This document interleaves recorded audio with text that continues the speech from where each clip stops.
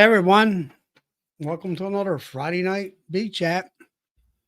Hey Jim and Darren and JW and Phil and three boys of bees, which is Joe and Phil, Hope, Shane. Let me go ahead and get things situated here. Let everybody be able to come in.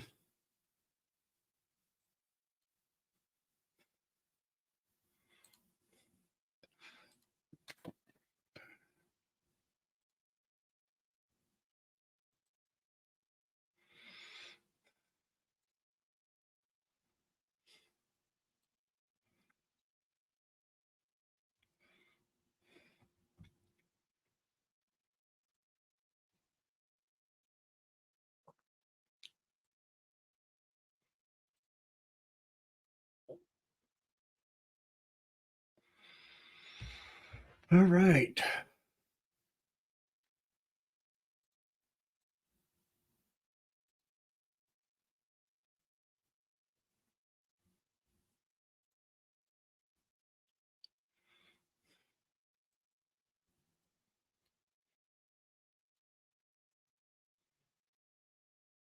Hopefully everybody had a good week.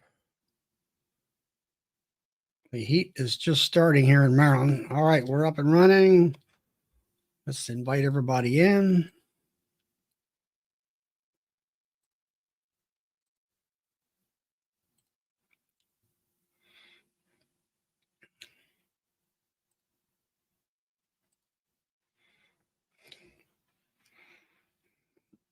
Hey, Jason.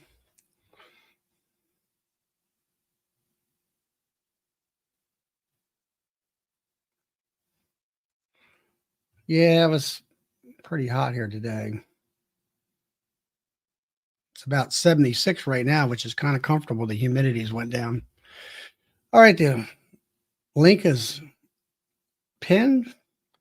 Anybody wants to pop in can. Hey, Steve. I spent, it was a slow day here at the mill, so I spent the day this afternoon setting up my honey extraction area, getting the rosin paper on the floor and taped down, and brought the pallet in and put the 18 frame extractor on and all that good stuff. And I've got the had some honey in the hot box. I got my bottling tank filled within about an inch or two. Hey, Brian, of the top, actually a couple inches above. I guess about 300 pounds in there. So we're doing pretty good. Hopefully, I think I'll be pulling honey next week. Flow is definitely over. A lot of people's been reporting robbing. If you're trying to open your hive up, there's a lot of robbing going on if you leave it open any length at any time. So that's what's been happening here. As far as my estimated crop, AJW, it'll be, well, because of my situation, it'll be at least 50% off.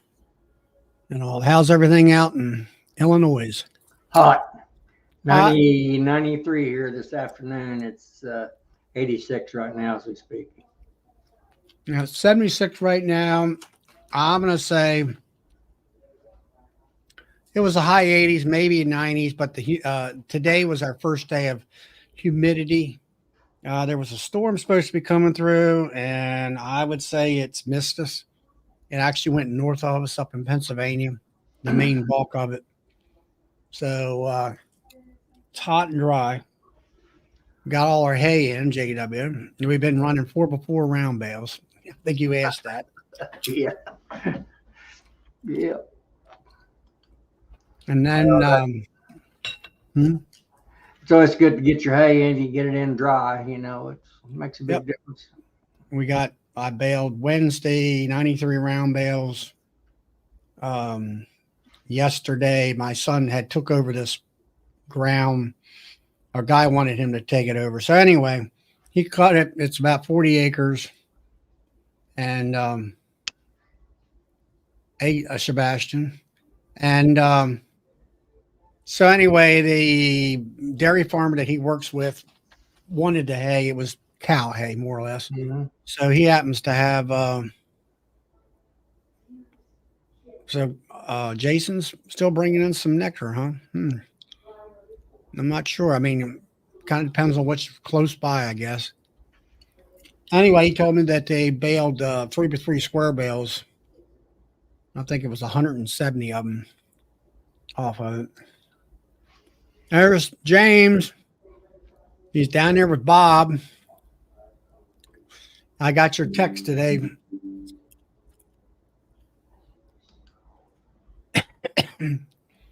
So, I'm assuming Bob finally got out of bed for James. He had a little post that he's waiting on him to get up. So, I mean, really? I mean, at 12 o'clock? you know, the Southern gentlemen, you know, they have to have their power naps. He'll be out here screaming in a minute. Hey, Sebastian, I'm pretty much done with my honey and the I guess I'll get my stuff up before the lanternfly starts coming in here in another month. Other than that, that's about it. Hey, I've got a question for you before we get started here, Charlie. On your main background photo before you came on the air, you had some they look like nukes, and you've got some kind of a bottle on top of them. I wouldn't call them jars, or they don't look like they're jars. What are those? Are those big, like pop bottles or something, or smaller, or they're not standard quarter, half gallon jars, are they? Oh, you mean the intro film? Yes. Was it the two framers? No, it looks like it's more than that. They look like nukes, but you got jars on top of every one of them. You was feeding everything on that in that particular photo. It's your entrance photo. Is what it is. Not the one that's showing the background there behind you on the. Yeah. I don't know. They don't look like. Did it look like little square jars. boxes? They look like little square boxes, or you seen jars? No, there's jars on top of them. You've got them. You know, you've got holes drilled in them and feeding them through the top. I don't know. I don't know how old that photo was or anything about it. No, those are two frame mating boxes that I made, and they got I don't know, an 1.5 inch hole in the top. Yeah. And you can put a pint jar on there. And then recently I put these wooden boxes that go over top of them, keeps them out of the sunlight. Yeah. And the sidebar boards go down along the side of that hive that keeps them from blowing off. Yeah. And it keeps the lid straight on the hive and everything. So that's what that is. They're just mating boxes that I had built. No, they look larger than that to me, but you're probably, I mean, I'm sure you know what they were, but they were little ones right all the way across or something. Yeah, completely across. Every one of them had a. They were two frame mating boxes. Okay. No, I just looked at that on the photo or the picture that you had there. So I was curious as to what kind of bottles are they just, or was you just using like Gatorade bottles or something that didn't look like standard? Originally I had Gatorade bottles, and they fit in that hole. Yeah. And I don't know, that sometimes they would work and sometimes they get all messed up with wax. Yeah. And depending on what kind of solution I was doing, depending on how big the holes were. Yeah. And that kind of stuff. So I went and switched over to where you have your normal screw-on lid that's got the 10 little holes in a circle. That's the problem I can't find. Usually you got your mason jar or your lid, and they have a circle of holes on the outer edge. Yes. And then I had some that had a circle of holes in the center, about a quarter or half a dollar in diameter. Mm-hmm. Those are the ones I've been trying to find, but I can't find them. Hmm.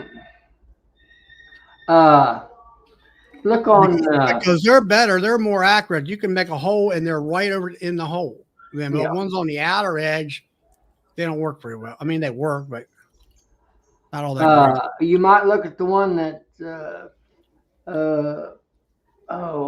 Dwayne Davis, Dogwood Ridge Bees. He's in southern Indiana. You might. They've got a website, Charlie. Dogwood Ridge Honeybees. Dogwood Ridge Yeah, honeybees. you might look at. He's. I buy several. They're mason jar lids, just like a standard canning jar, and they got a circle on the outside and the kind of an inner circle, and then like some in the middle.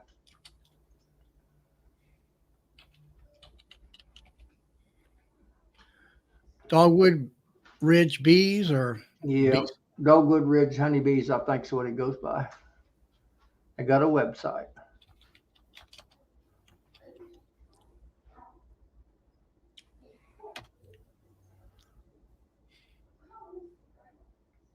And they're feeder jar lids, and they're just standard mason jar. They may not be just what you're looking for, but I use several of them.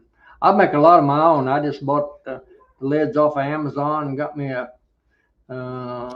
a 16th inch bit, and I'm looking for a smaller one yet. And just Yeah, I've had those too. I've had those too. They're pin. You have to use a pin vise in order to use them. Yeah, The way they really do that is they have a circle of nails where they just prick the hole that's into what the he's thing. got. He's highly mechanical and makes his own dies and stuff. And he's got a die. He just stamps those lids, and they're. I've had good luck with them. Did you find his website? I think so. Is it 812 exchange? Yeah.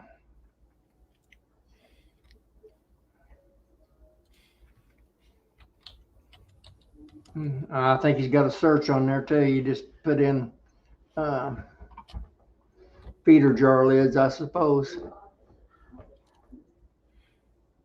You got the plastic ones. And plastic jars, yeah, I don't like them real well, but I've got some of them, but I don't like them. They seem to, They're too expensive. They're $8. they expand and contract too. I just use quart canning jars or half gallons if you can get them with the smaller, standard lids anymore. It's hard to get half gallons. And I use a lot of gallon feeder buckets also. I about went to most of those. Well, I don't see anything. Yeah. Not. I can assure you he's got them because I got some from him. I think they're on his website's pretty extensive. He handles a lot of license type extractors and stuff. Really fine people. They're always right as you go in at the knobby or pipeline or whatever you call it, Dogwood Ridge Bees.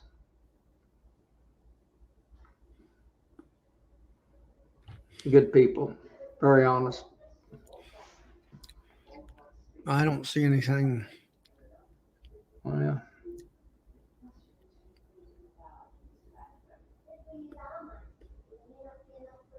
But anyway, for the lids, they'll show up. I think if you're not, well, give him a text or something. He'll answer you. They're in Indiana, in Booneville, Indiana. Yes, sir. That's it.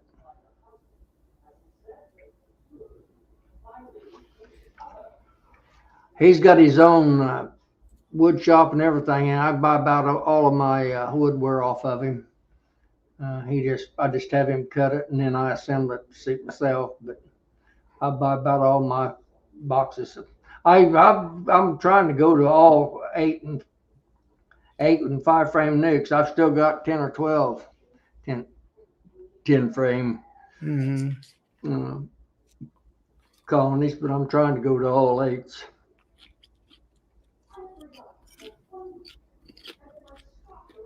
Yeah, I don't see anything. He has the feeder jars with the punch lids, but well, you could just buy those punch lids separate from him. He'll sell those to you too. You can buy the jars without the lids, jars with the lids, or just the lids. If you'll contact him, I bet you he'll give you a price on them anyway. right.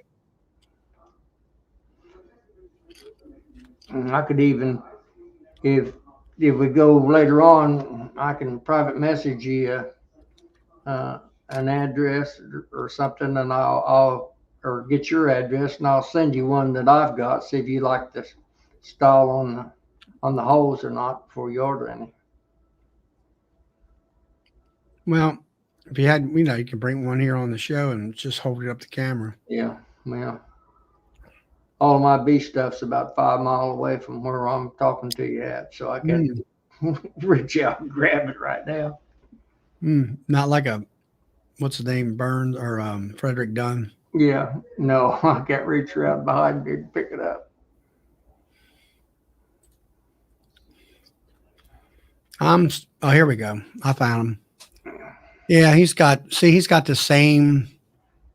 He's got that same preparation that I don't particularly care for.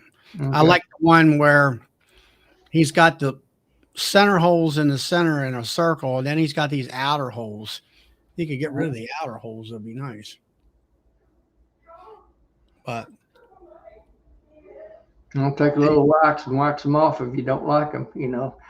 They usually propolize. My bees usually propolize those outer ones anyway. If you stick them down in there, they'll propolize them. Usually propolize them outer holes. I have to take a drill and clean mine out every now and then if I'm using them pretty. Yeah, I have to do that same thing. Yeah. So. But that's just a thought. I didn't know if that's what she's looking for or not. Right. I was looking for like that same lid, but just the center little circle part. And maybe he can make them that way. I don't know. He's got his own stamp. I mean, he's got his own. It's an automated press and a whole bit. He can stamp out 100 of them and just. His son's like your hay deal. His son's. He brought him in this year. His wife's had some serious health problems, so he's kind of been under the gun. But his son's just come back home and help him stay up there. And they've got a real nice operation. I'm telling you, and they're good folks. Hey, Landon from Greater Baltimore. They're filled. My Hunter Supers are. Some of them are not capped yet. Or some not, I don't know. I mean, I've got some nukes that I put in right from the springtime, and they actually made a super honey for them, which I am happy with that, usually you don't get that, but they did this year. And I don't know. I'm not going to say I'm setting up the units here now and maybe get into them next week, start pulling honey. At least trying to get into the honey supers and see how much cappage are and see what the water content is, take some testing and that kind of stuff. Hey, Dave. But yeah, I got some honey that I had in the buckets here. I tested it all, and it's all 16 and a half, no more than 17%. I put it all in my bottling tank yesterday, I guess it was. It's amazing. I have a hot box that can take 3 buckets, and that all pours in so nice. And I had a 4th bucket because I wanted to get these buckets back to a friend of mine. And it was like pouring, I don't know, kind of like taffy. You know how taffy kind of weight goes in a wave, when it's pouring out on a slab. And that's about the way that stuff was. It's beautiful honey, color-wise. It was just so thick and everything. But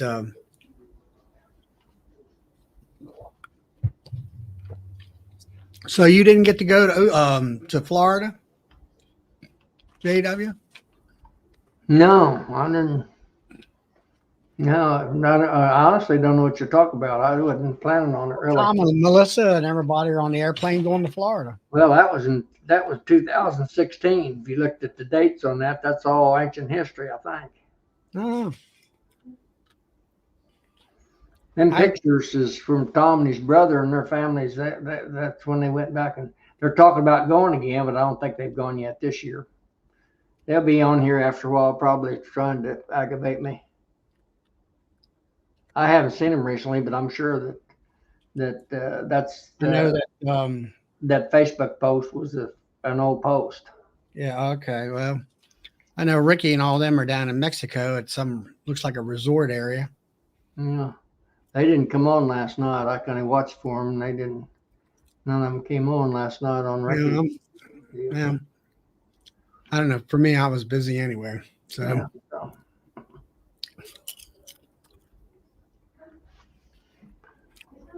Paint, is it painting or painting?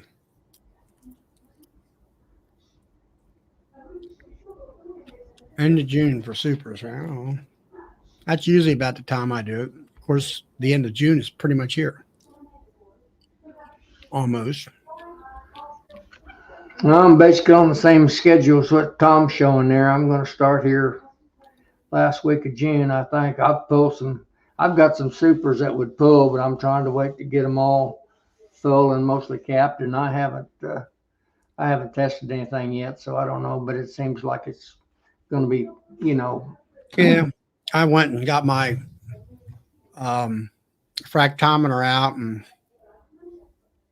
I used last year when I did a video on it. I used virgin olive oil for the first time, except instead of that calibration fluid, and really it does much better than the calibration fluid. It has a darker blue screen when it's on there, and it's very defined. And it was about a point off because I must have read it wrong last year, maybe, where it said on the brick scale it was 72.5 instead of 71.5. Yeah. And I just tuned it with a fork or the screwdriver. Worked all fine.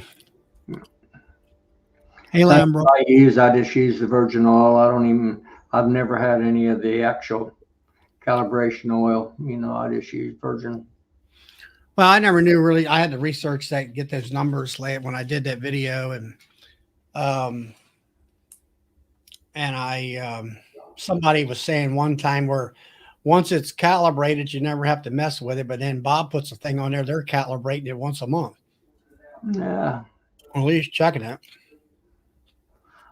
I usually check mine once or twice a year, and that's about it. When I'm doing I extract usually twice.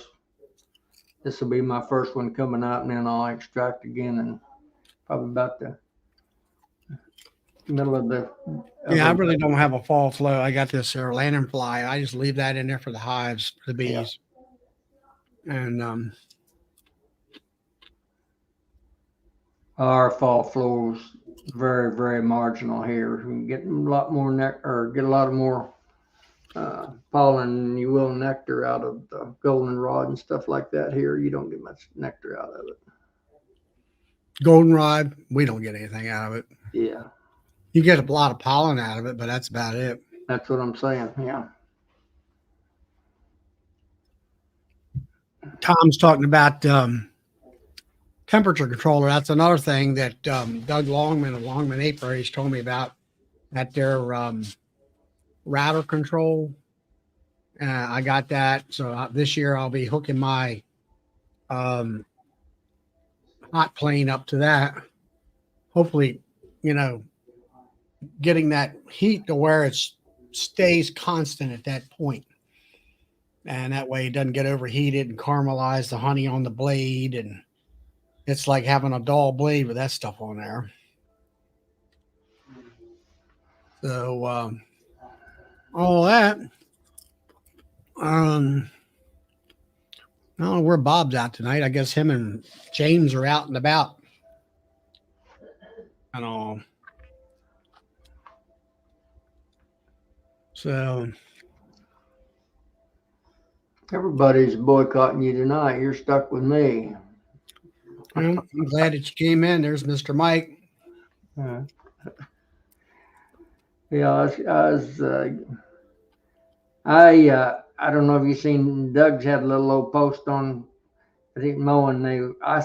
I'm assuming I don't think that was Doug. I think that maybe one of his sons. He was mowing their apiaries today. I mowed 2 yards today and weed eated around. I've got all my stuff on individual stands, so I mow them, and I honestly don't have a lot of trouble with them. They never bother me.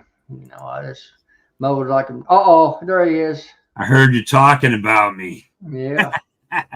No, we just by the time we got back, and James left here around a little after 6 to drive back to Atlanta. And then how many hours is that from your house? 3 or 4? 3 hours and we figured it was 4 hours and 23 minutes to where he was going. So everybody probably saw his little shorts of him in my front yard. So here's how this went down. So you must be a sound sleeper all that morning. No, so before he left, he said, "Are you going to be home next week?" I said, "Yep, should be home." He said, "Well, if everything works out, I might come down and see you." And I said, "Cool." And that was the last I heard of it. So I thought he was staying for 2 weeks, right? Came in Monday or something. He'd be here this weekend maybe. But yesterday, I went out and did some Ubering, made a little extra cash. And then I stayed in a chat last night talking until, I don't know, probably midnight. And then I laid down in bed and watched some Netflix show. And it was probably about 4 o'clock this morning when I fell asleep. So I woke up at noon, which is very abnormal for me. But yeah, so I woke up at noon, not even knowing that James was coming down. So when he showed up, I saw him when I walked outside to go check my mail to drop some packages in the mail, right? And I'm like, whose car is that?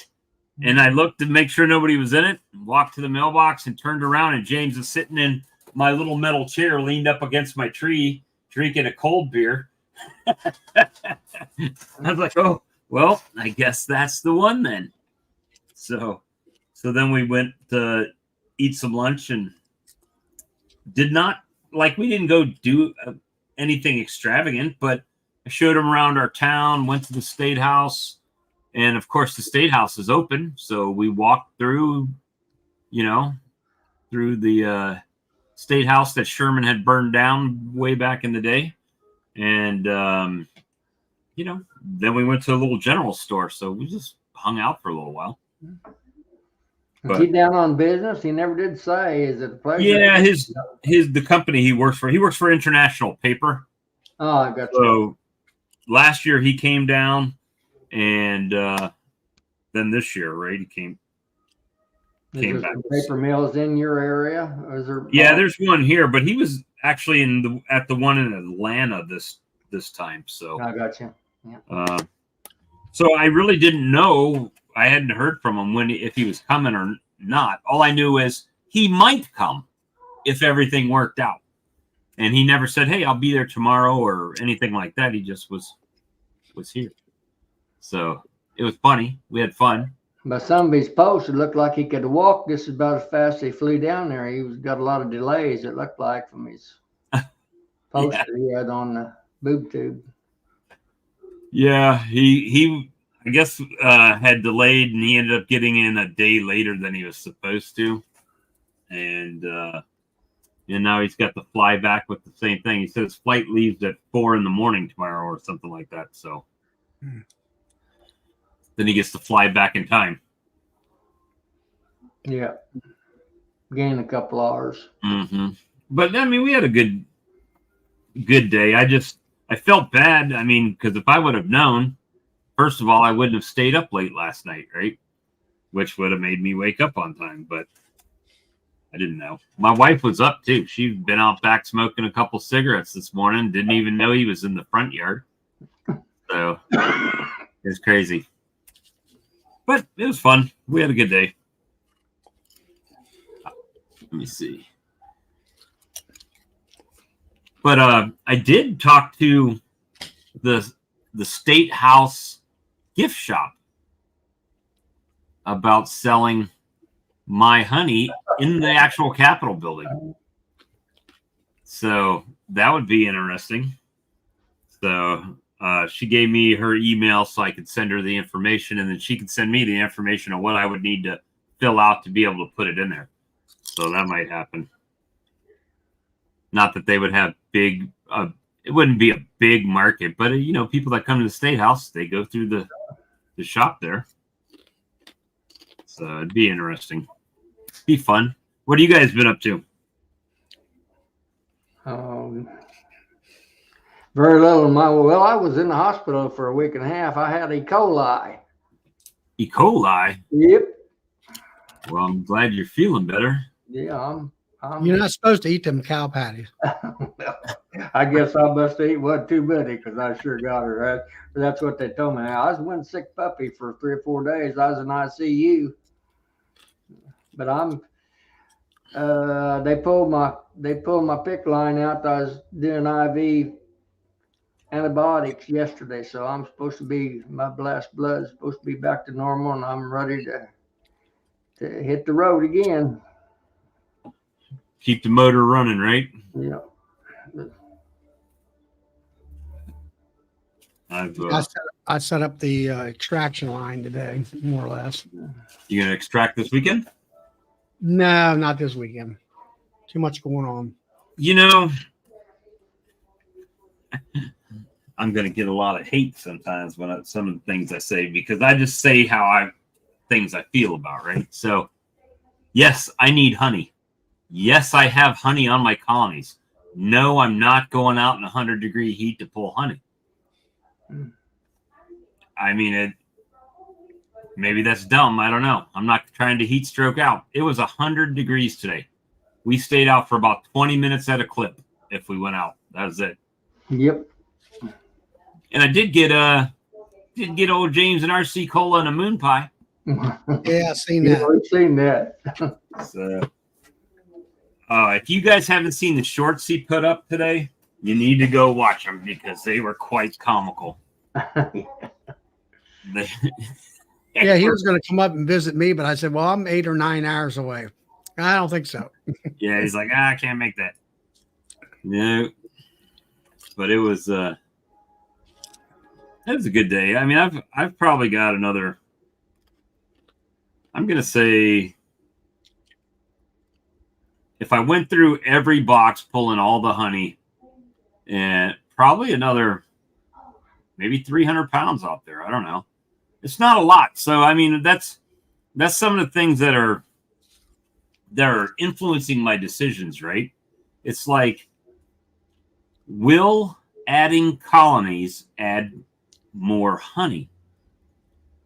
And right now I have to say no, because every year I add exponential on the colonies, but the honey doesn't increase exponentially. So the only way around that is starting to break down and move to out yards, right? Further away, where each subset of colonies might be able to produce more honey. Hey, Grammy. Less colonies equals more honey per colony, but is it more honey overall? I mean, I just think I've tapped the resource right where I'm at. So and I talked to James about it today. He's like, yeah, you know, and these guys, like up there, they can put 40 colonies in a yard because they've got 6,000 acres around them of canola or something, you know, or alfalfa or something. And here I've got trees and wildflowers. So the only thing I can do is start moving colonies. What do you got there, Bob? Around 40 right now, didn't you say? Didn't I hear you say? I'm at like 73. Oh, well. Well, I say 73, but not full-size colonies. A lot of them are nukes, right? I've got about probably 20 nukes. So probably right around 50. Yeah. If you're more in a town area, well, I'd say you might have your resource just about tapped out, right? You know. And every year, I mean, I have produced more honey every year, but am I producing more honey every year because my wax, my drawn comb is growing every year, right? I'm having more and more drawn comb, so they're not having to build as much comb in the process. So is that what's contributing to the increase? I don't know. Well, I think one thing is number one, you haven't been messing with the hives. You've let them grow. You haven't pulled them back. And now you got the bee power. You also have the wax being built. And Yeah. you can gain on, the honeys that way. I can't believe you bees. Mike asked me if there's a late summer flow. We can get goldenrod all the way up into November and stuff like that. So we can. It just every year is a little bit different, right? I don't rely on that. If it's there, they can get it, and I won't pull that until the spring, right? If they harvest goldenrod, they can keep that until the spring, and then when I'm making room in the brood box, that's when I'll pull the rest of that out, because that's helping alleviate the amount of feed I'm having to give them over the winter. Typically, that's what I try to do.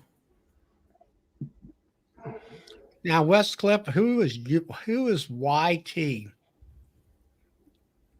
on honey? YouTube. YouTube. Oh, YouTube.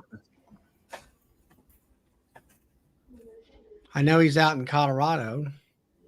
Yeah, honey houses and extraction equipment. That changes for every person, right? There's lots of things I would love, but the amount of honey that I get doesn't warrant buying more equipment at this point. You got all what you need, or as extraction wise. Yeah. Well, what I do when they start robbing like that is I throw out a big tote of open feed and let them go to that instead of each other's colonies. That helps out a bit. I stuck out two pollen tubs that, just open feeding. Mm-hmm. Did they get it? Did they go after it? They hadn't touched it. So I was just running a test to see if they were still, I thought it was, see how strong my flow was still running, and they haven't touched. I put them out 3 days ago, and I haven't seen a bee on either one of them. I did that a few weeks ago after I pulled that first honey to see how hard the dearth was.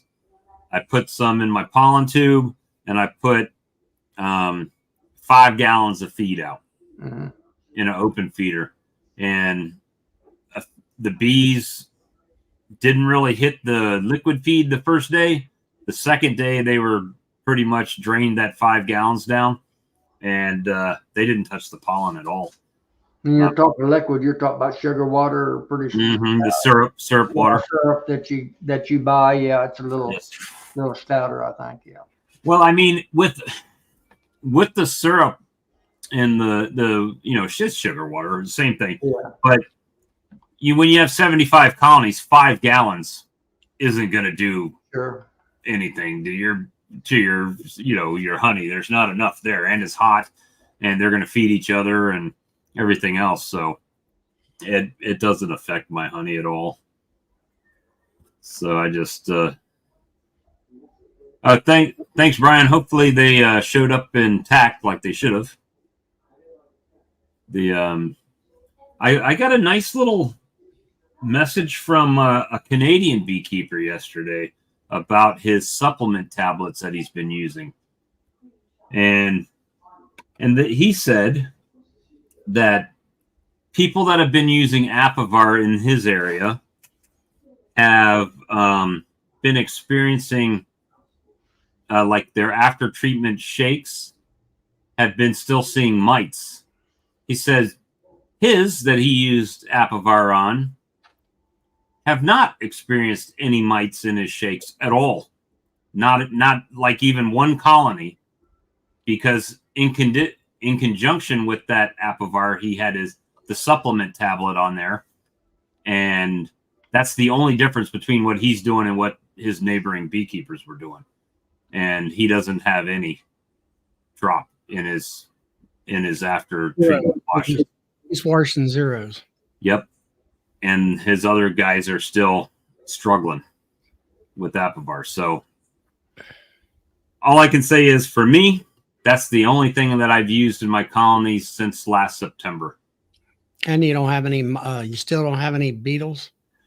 Only the ones that did not get the after the flow tablets, right? They've got some in it, but I'm going back.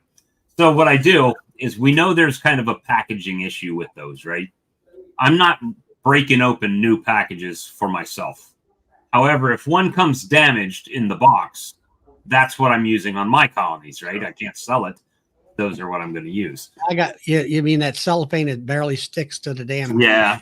Yeah, So, I got one in there right now that's like that, and I put it in a Ziploc bag. yeah. And you know, them things, they do kind of stink a little bit, you know, in the back room of the house there. But I've got one that a 5-frame nuke that I broke a tablet in half and put it in there, and it's been 100 degrees outside. You know, that thing's not melting. It's not dripping. It doesn't burn my fingers. The bees, it's not even on top of the frames. It's actually between the outer frame and the wall on the ground, or the bottom of the colony, because it's not on board. And boy, are they're still going after it. No, I'm not. Are they eating it? Are they, because because of no flow? Well, let's use this as let's say they're not eating it and they're just trying to remove it from the colony. They're still rubbing all over it, you know, and thymol and everything else crawling on it. So, no, I haven't used anything. No OA, no strip. I used Apivar strips last spring, and you saw how some of my colonies looked going into September, like Ground Zero colony. They were just mite bombs. And after starting using the supplement, I haven't had that problem. Now, I will say I haven't shook. I don't know. But what I do know is they're growing and not shrinking. And there's no beetles, really. I mean, for us, if we see 1 or 2 beetles, that's not really having beetles. You know, when you see 20, 30, 100 of them running around in there, then you got beetle problems. But I haven't seen most of those, the main colonies that are in that array where it's just 5 or 6 rows with 5 colonies on it. There's no beetles in there. Nope. None at all. So it's, they're doing good. I mean, I can't. Oh, I'm afraid to look at what he said about them. Who's Fred? Oh, you mean Fred? There's only one Fred I know. Done. Or we used to call Fred Cajun, so I don't know if he's talking about him or not. But yeah, I haven't had any issues myself. And a lot of the stuff that people I see put out there, I haven't experienced any of that either. I've grabbed them in my fingers. I've put them in my mouth.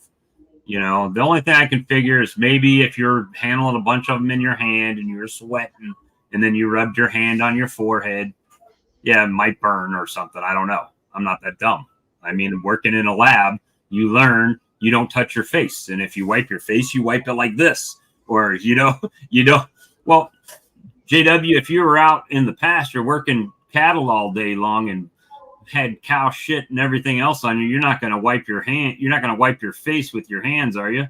You're going to use your sleeve or something. Yeah, I wouldn't want to lie to you. I wouldn't swear that I never did.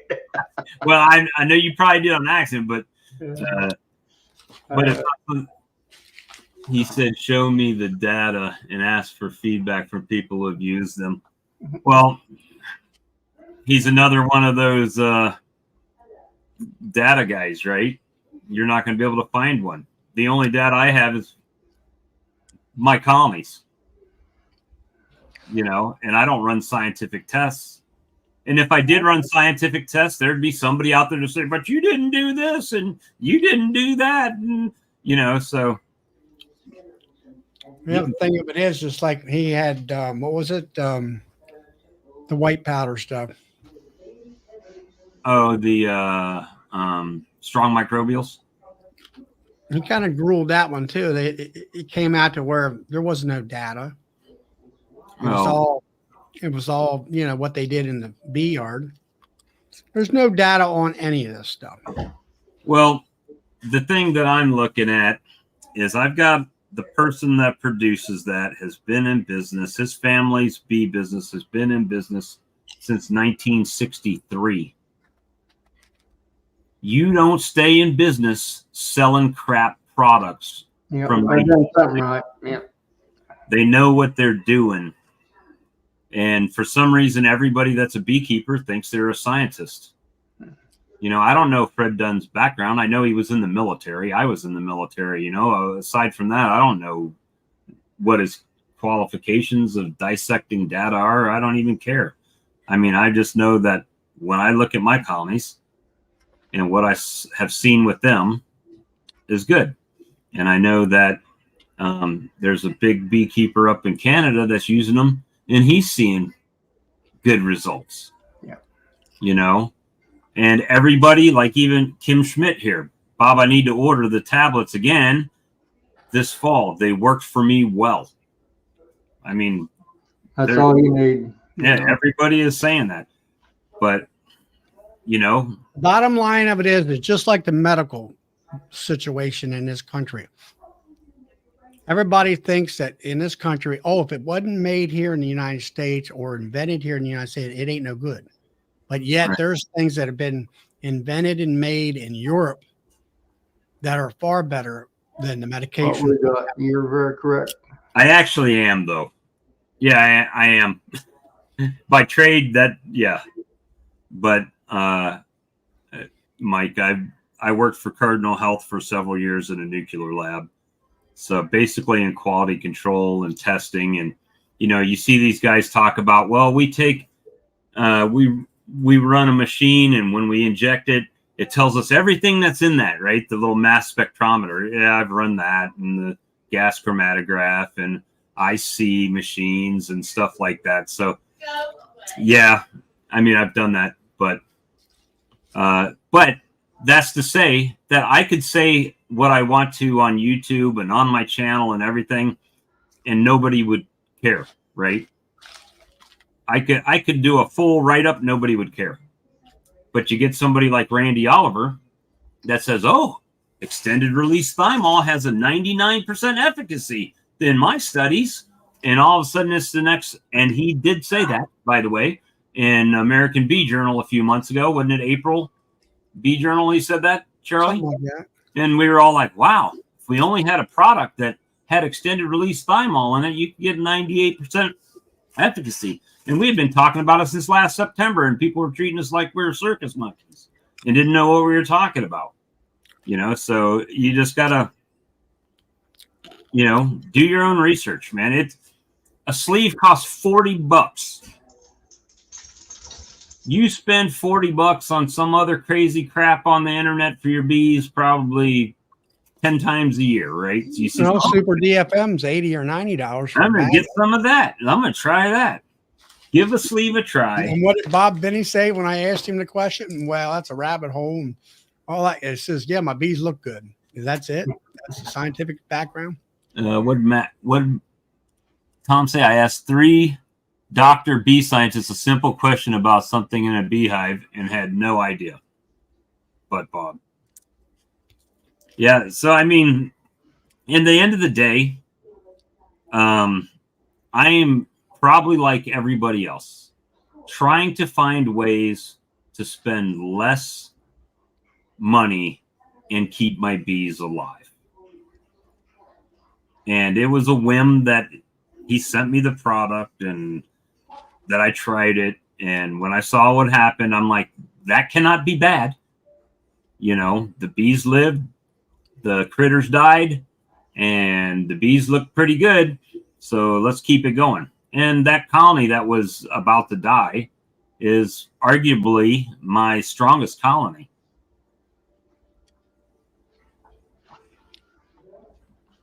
Yep, Richard says he broke up a tab with his hammer and split it up into 3 small swarms, and they're doing great. It's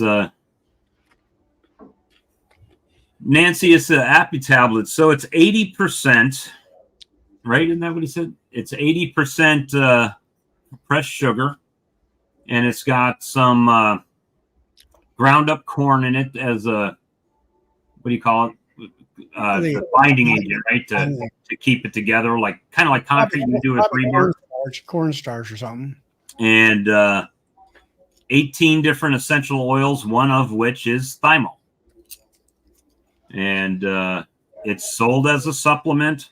It's not sold as a mite treatment. It's sold as a supplement. However, we all know thymol has adverse effects on varroas. So, you got any of those Appy tablets out there, Tom? I'd like to order, or Todd, I'd like to order some off of you. Okay. Todd's got a pallet of them. I've got 13 more cases coming. I could not help myself to get in on this. I need to pick up some queen cells and put them in an incubator, but I've said this over and over and over, and I don't care if anybody listens, but this is my opinion on this. Do your own tests, do your own scientific study, and use your eyeballs and your ears and see what happens. But let's work this in reverse. Let's say you're using a miticide that happens to be put on a strip, and let's say that there is a very well-known beekeeper that also does that. And let's just say that this person gets on YouTube and says, so I'm done, I can't use it anymore, it doesn't work, the mites have gained resistance to it. Wow. Just his opinion, his study. So all these people out here, are you also going to ask him, well, hey, do you have a study on that? Or are you going to keep using that strip and letting mites grow? I don't get it. I really don't get it. So just try it yourself. You know what? I don't care if you buy it from me or buy it from Bob or buy it wherever. If you want to ask about studies, great, ask about studies, but why don't you try it on your own first? That's probably the best study that you can do. If it doesn't work for you, fine, big deal. But don't say that you're sitting around waiting for a study, because sometimes that doesn't happen. It's funny you say that because of all of the people, out of all of the people that contact me about the tablets, there is but one person in the whole, and I've sold a lot of Appy tablets, probably more than you guys realize I've sold. To give you an example, well, I'll tell you exactly. I'm not scared of it. What the hell? But you know what I mean about that point? Are you going to stop using that strip because someone said so, but there's no study to prove it? I don't understand these people, and I'm not picking on whoever said that in the comments. God bless you. You're doing what you think is right, and that's great. But you know what? Again, go back to trying it yourself. Do your own experiment. Use your eyeballs. Use your ears. See what happens. You might be surprised. And if not, no big deal. No big deal, right? It's done and over with. Then you move on to something else. I don't know. That's just my 2 cents.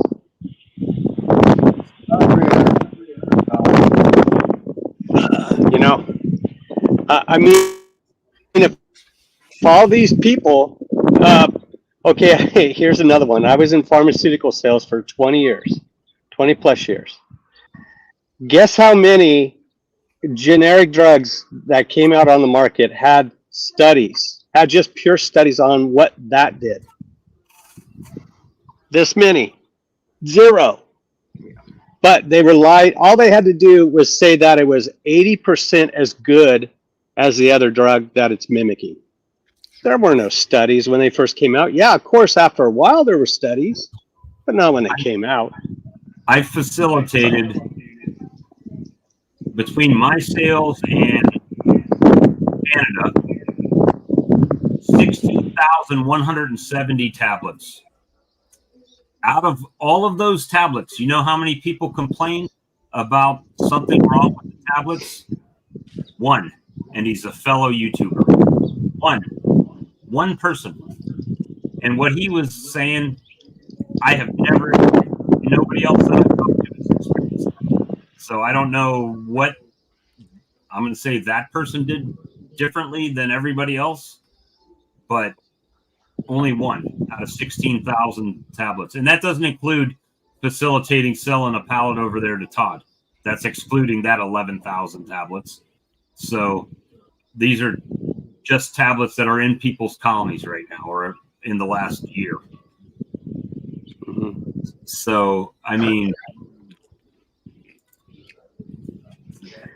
I don't know. That's just nobody's had a bad response. wow. No, and I'm going to be doing a video on it. I wanted to do it last weekend, but I couldn't. I ran out of time. I hope the wind's not too bad. Yeah. Hang on. I'll get inside get back in the truck where it's nice and hot.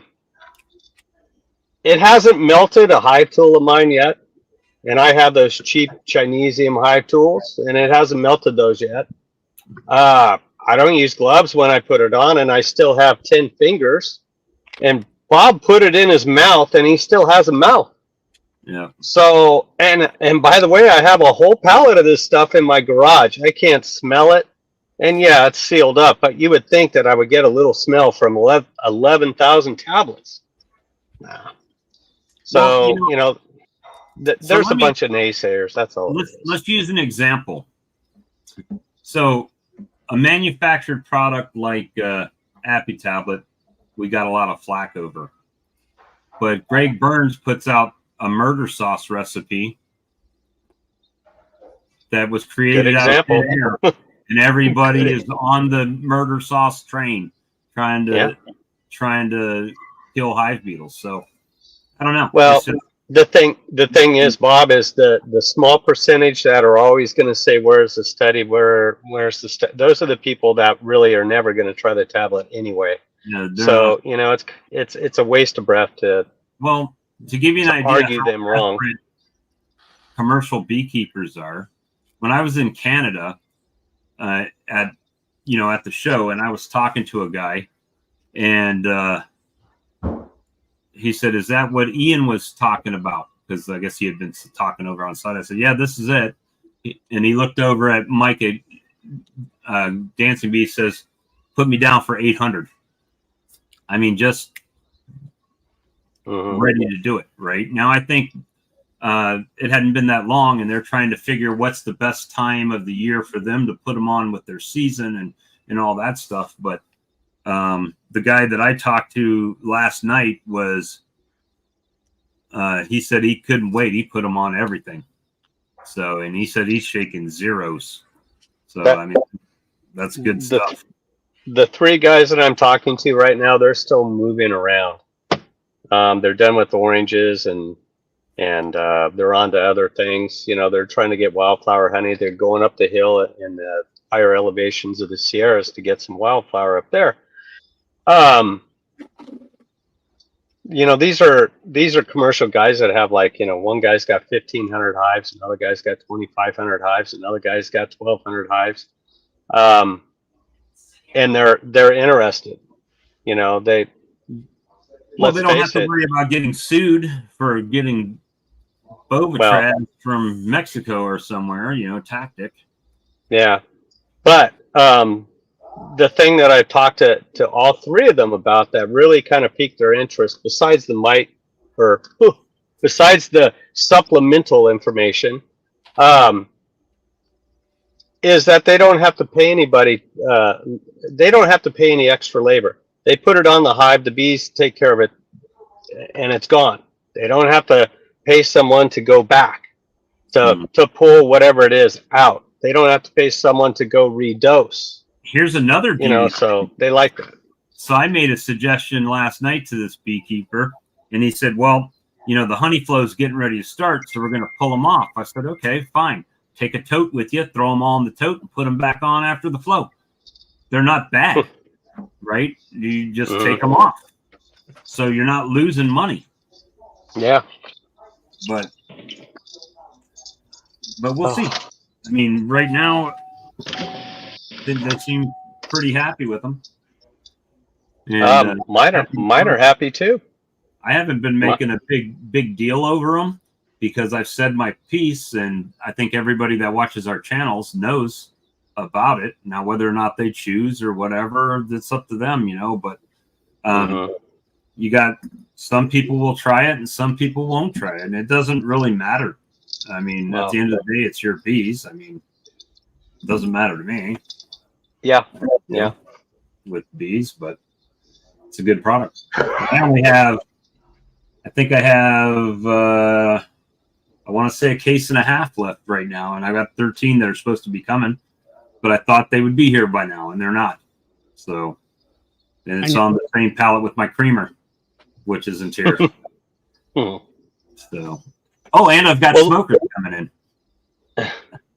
Well, listen, guys, I've got to jump off. I have to get these cells out and put them in an incubator and move along. But it's hot. It's like 94 right now, 95. So, how many cells you figure you got, or do you know? I had this conversation with Brad last when I was grafting a week ago. I was in my truck. It was hot. I didn't want to graft. I didn't plan on it, but all of a sudden I had to.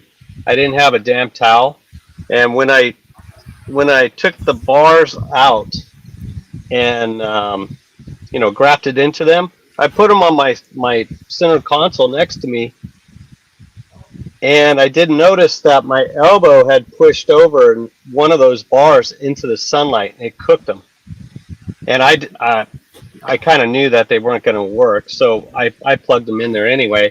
Then the other bar, I only had 16 on there that I grafted, and 8 of them took, but then I could tell that they're duds.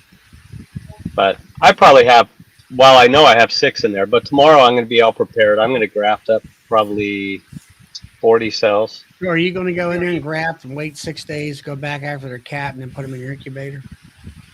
Yeah, pretty much 6 or 7 days. That's what I'm doing with this batch. I always count the day I graft, and that's the day I put them in the cell builder. That's day one. That's day one. And then 6 days later, they're capped, and I pull them out, and then there's no webbing problems. And and I have a good builder, and there's a lot of cap root in there still. So I could get one more round out of it. And then after that, I'm gonna stop. And whatever I have this year, I have this year. I'll be in trouble in the spring, but I'll have to deal with that later. So anyway, I got to giddy up because it's hot. It's hot. It's not humid though. That's the difference. Yeah. Good luck. So, Later, all right, guys. Take care. I'll talk to you soon. See you. Oh, and hello to everybody. I can't see the chats, so I'm sorry if I didn't say hi. I just can't do the chat thing on my phone. But anyway, take care, everyone. Talk to you later. See you later, Todd. Oh, hey, Mike. Hey, Nancy. How's it going?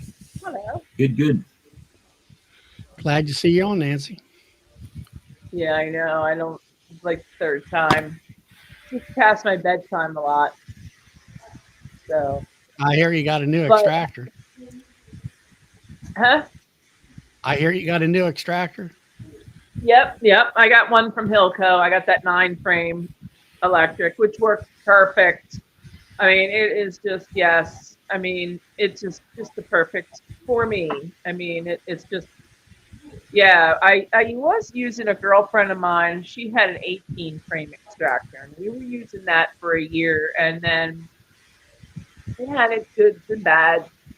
And then I thought I was going to get an 18 again for my place, with her place. And something made me not follow through with that. So I went with a 9, and sure enough, it's perfect because I run 8 frames. So then I'm down to 7, you know? So it was nice. It's nice. I really like it. That's all matters. But what I wanted to see if you guys, so there's all this hubbub and controversy up here now because there's got to be a new bee law. There's a new bee law.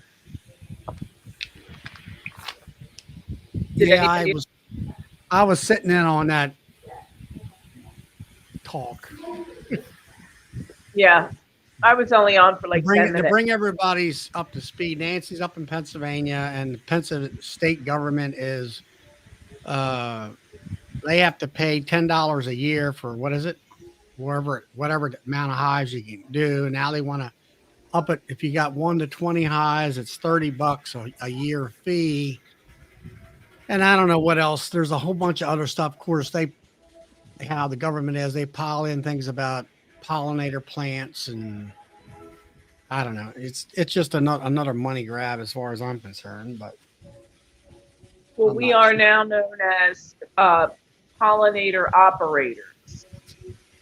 So there's no more, the language so far doesn't have anything to do with hobbyists or sideliners or, anything like that. It's pollinator operators. So I don't know what they're calling the plant people. But yeah, I mean, I've listened to it. I heard some people talk about it, and there's always the guy. Well, if this comes into play, if this comes into law, I'm going to burn my hives down. I'll never keep bees again. And I think to myself, well, geez, who would say that? Like, why would you get that carried away? Like, isn't that seem to me the extreme end of loving the bees and keeping the box? Yeah, So, I was listening to that guy, and he was also about well, the government, they've had some issues with the Amish up there selling. You can sell raw milk in the state of Pennsylvania, where yeah. Maryland you cannot.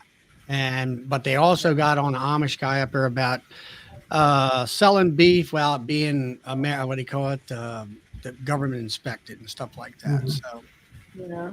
anyway, but there's always those kind of folks. I mean, I see what they're talking about and agree with the but part of it and stuff.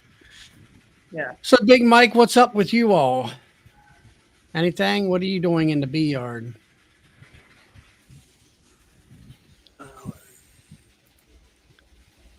You there? I've been making a lot of nukes. Our honey flow is just really starting to get going. So Oh, really? And you're up in, what is it, New Hampshire? yeah, I got a bunch of queens from Michael Palmer, and while I No. was in my double nukes stealing brood frames, one of them had swarmed. There were virgins running around everywhere. By the time we were done, we had another 8 more nukes made. So Mhm. I think we But made now, about 32 nukes one afternoon. right. Was it Chester, Nancy, that got some queens from Palmer up there years ago? Do you remember that? I don't know. They were testing his queens out, and some of them made a statement they were, I don't know, slow or whatever it was. I guess maybe because of the cold nature where they come from. But what do you find with Palmer's queens? I mean, what the characteristics? I guess it would be the best. Oh, they're very gentle. Oh yeah, They're nice bees to work. He only wears a veil, and that's all he's ever wears. right. And I've been in yards with him where he's got 75 hives, and they're bouncing off you just trying to get back and never get stung. What do you mean when they're flying back from the nectar Oh, source? yeah, you just it's like trying to walk through the Boston Marathon. Uh-huh. The bees are just everywhere, and they could care less. They just trying to get back to their hive. I've never, Never had any of his. Like, does he ship them out, or you have to go get them? No, he ships them. It's Mhm. hard. He's different to deal with because he's old school. You know, the first time I got him from him, I was like, "How do I pay? Where do I pay?" And he just ships them to you, and then a week or so later, you get a bill. You write him a check, send it to him. Mhm. It's as simple as that. Well, I guess he has a high demand for his queens. Oh yeah, he's. It's hard to get him from him. I've been doing it for about 5 years now. Lambrook here said he had Kirk Webster and Andrew Munkers bees, very gentle. I don't know who Andrew is. I know Kirk Webster. Him and Michael were working together there, I think, for a long time, or they worked with each other. Troy Hall is also very tight with Kirk Webster. Also, Yeah, I know. I talked to Troy and all. So, have you tried that extractor out, Nancy, yet, or is it you're just getting ready to? Yeah, no, yeah. I had it once. I did about 6 or 8 big boxes the other day, and then I did some more today, 5 or 6 again. So yeah, I love it. It's nice. I mean, it's a 9 frame, and it just, it's nice. Doesn't wobble around. I thought I was going to have to bolt it into my cement floor and do all that kind of thing, and it doesn't really. I mean, it's got to be really off, really mess with it. It has to be really, for it to walk. So, but no, it's lovely. So, and you're pretty much full-time beekeeping now, aren't you? Sales and everything. Yes. Yep. So, are you running out of honey and you got to buy some honey, or not yet? No, not yet. I pulled 625 so far, and I think I'm a little more than halfway, but I'm just halfway, hopefully, because our linden didn't pop here yet, is what I'm told. So I have 2 linden trees I need to go look at tomorrow. So, how much like last year? What were you full-time all last year? I think. I was. Or not? I was. No, So yeah. what kind of? How many pounds? How many pounds did you sell last year that you need to sell, or need to have to sell? I guess what is. Yeah. I think I sold 3,000 pounds. Might have been 4,000, because there's some that I kind of totally forgot that I had, but around 3,000 to 4,000 pounds I sold. And Right. then I harvested over 1,200 myself. Right. Then I guess, weren't you working with the other lady or something like that, wasn't it? With her. Yeah, but her that honey wasn't. sale? Yeah, but that wasn't nothing to do with honey. Like I either extract all my honey or I buy it from someone who is a queen breeder. He doesn't deal with honey. He's a queen breeder, so he ends up with 2,000-3,000 2,000-3,000 pounds of honey, and he doesn't do anything with it. So he sells it. Well, Bob needs some. I might need some this year for sure.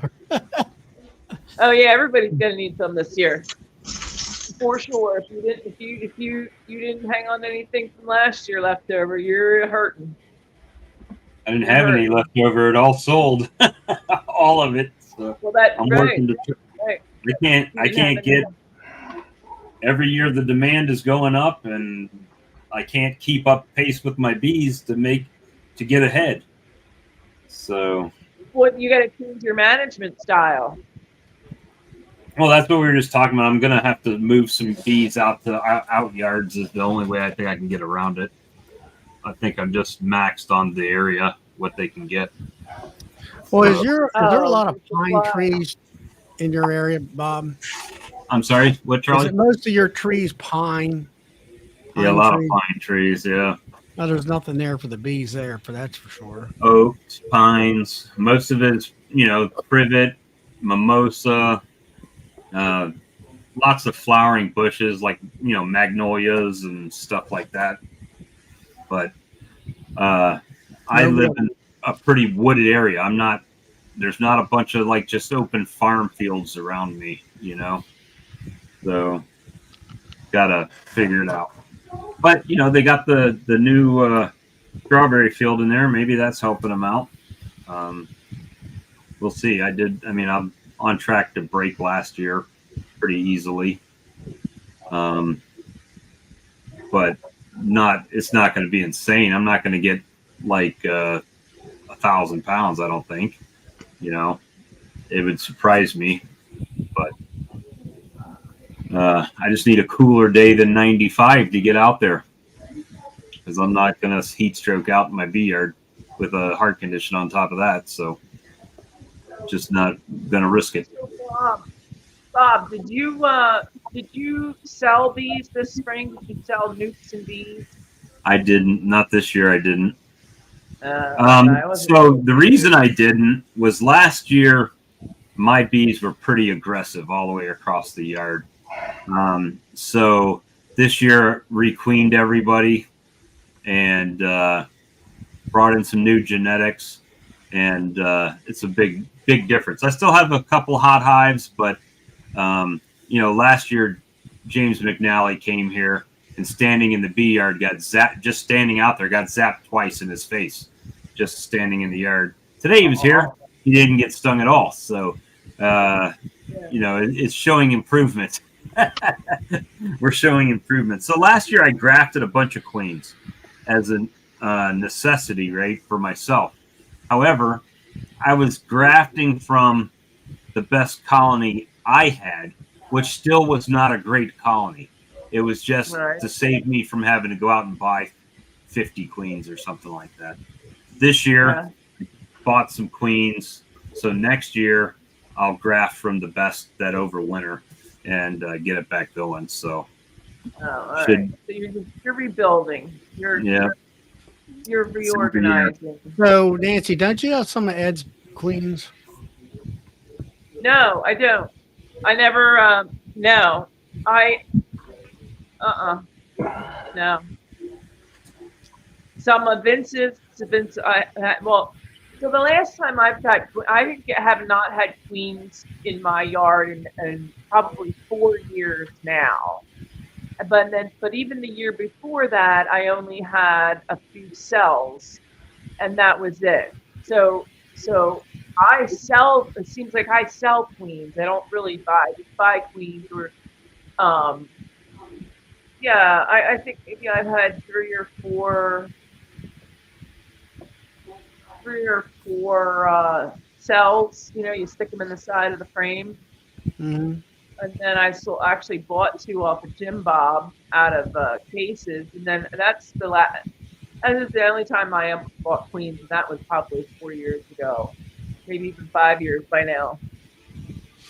No, I just watch Ed. They're very gentle. He doesn't even use a veil, and he said they're pretty good honey producers. They're gentle and they're honey producers. And I figured I'd like to get some of his genetics and try them. Oh yeah, he's kicking it up. He's getting a Venmo account. He's getting on Facebook, and he's ready to put it to the next level. So I have two queen breeders. I'm friends with two really good queen breeders, and they're friends with very good queen breeders. And I just do not need queens. I put the frame of eggs in and off they go, and you can't stop them. No way, no how. So why would I? Right. I don't know. Like I say, I had a lot of failures this year, and I'm going by what all the guys here that are commercial requeen every 2 years to keep them I'm trying to get off that roller coaster ride. I want an even keel situation where I always just have, they're always at peak performance. Mike, is that what So you do? I mean, you do a lot of honey, right? where I, you I get a fair amount of honey. I've been bringing in good stock from a lot of different breeders for many years. And last year, I sold, I don't know, 10, 11 nukes to new beekeepers, and every one of them made it through the New Hampshire winters. So Mhm. they're a hardy bee. And now I got to start picking the ones that do better on the honey.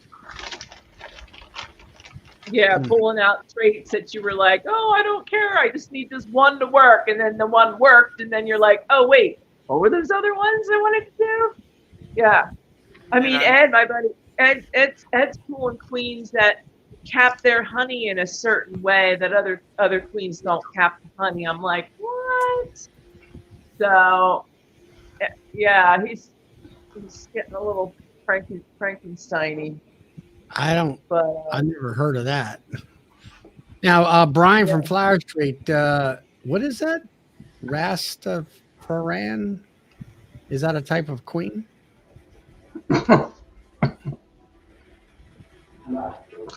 There was a guy, I stopped down in Virginia at a bee supply house like a couple weeks ago, and he has queens down there, and it sounds like that.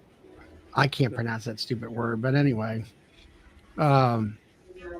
it's sort of like it's got a little bit of a Russian trait in there. They were developed in the 40s or whatever, and and then what they do is they have the queens, and there's this tented screened area where he has the drones in there, and he lets those queens go up in there and mate within that tented area. There's what he's telling me, and where he's kind of controlling the mating instead of having AI, it's AI inside of a tent. So I don't know. It just sounds interesting. He said, he said, I said, how gentle? And he said, well, first 2 years are really gentle. After that, then they get kind of mean. I said, well, I'm going to get rid of them after the second year anyway. So I'm going to try to do that to where, to keep everything up to stuff as far as, high production and egg laying and all that stuff. And I guess they don't swarm as much as they say. Whether that, I don't really have that much problem with that either. So, so are you cleaning your honey coming out of into the bucket with a strainer, Nancy? You there? I just saw. Yeah. I'm I lost y'all for a while. There we go. You there, Nance? Now I'm on twice. No, I got you off the second one. Yeah, it seemed I'm on twice. All right, cool. What did you ask me, Charlie? You're using a bucket strainer and all that stuff. Whereas Bob always has there's kind of pitfalls in the processing, as far as slowing it down and all that kind of stuff. I didn't know whether you I use a bucket and a bucket strainer and all that stuff when it comes to that extractor. Is that what you're doing? Yeah. I've gone to 3-gallon buckets though. But they don't make 3-gallon strainers. So I'm still having to use, I do have some 5 gallons too, because if it's cooking, if the extractor is full and loaded and it's coming up on halfway of the gallon there, I'll switch it over or but I just use the strainer. They don't want to hear the word filtered in my markets. They don't want filtered. They would only hear that word. They want straining is okay. And I joke, I say, yeah, I strain out legs and wings, and then they're like, oh, so then, Yeah, I know what you're saying. They want to know they're getting the good stuff. Yeah. Yep.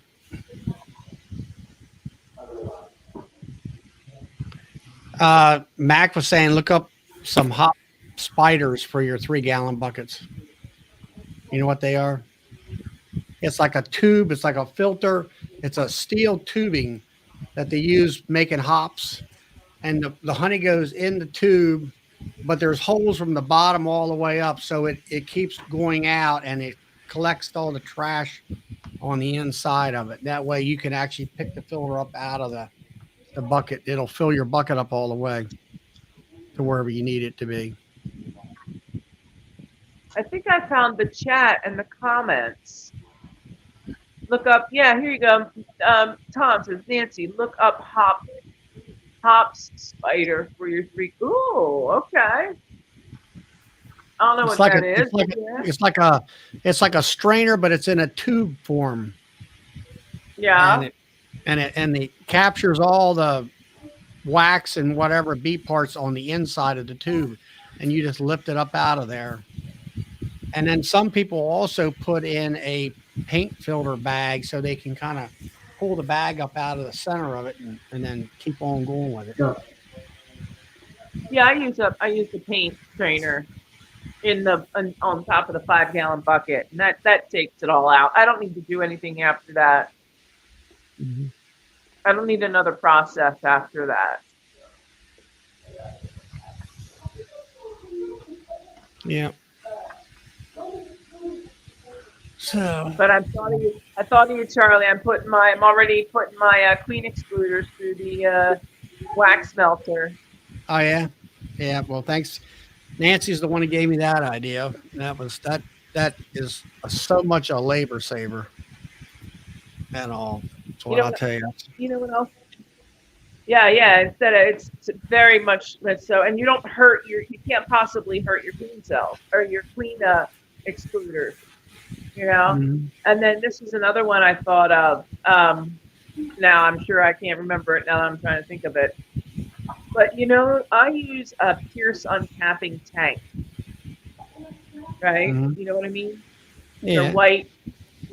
So I got to get a hold of them because the first situation is it's 1.5 inches too narrow to put an uncapped frame across the back, kind of just like it was inside a box with your rest, where and then you could just stack them up. It's 1.5 inches short. They could blow that model out a little bit and fix that, right? Right. And then the second one was, I'm curious, tomorrow I'm going to find out if I can take the top half of my Pierce uncapping tank and put the solar lid from my solar wax melter and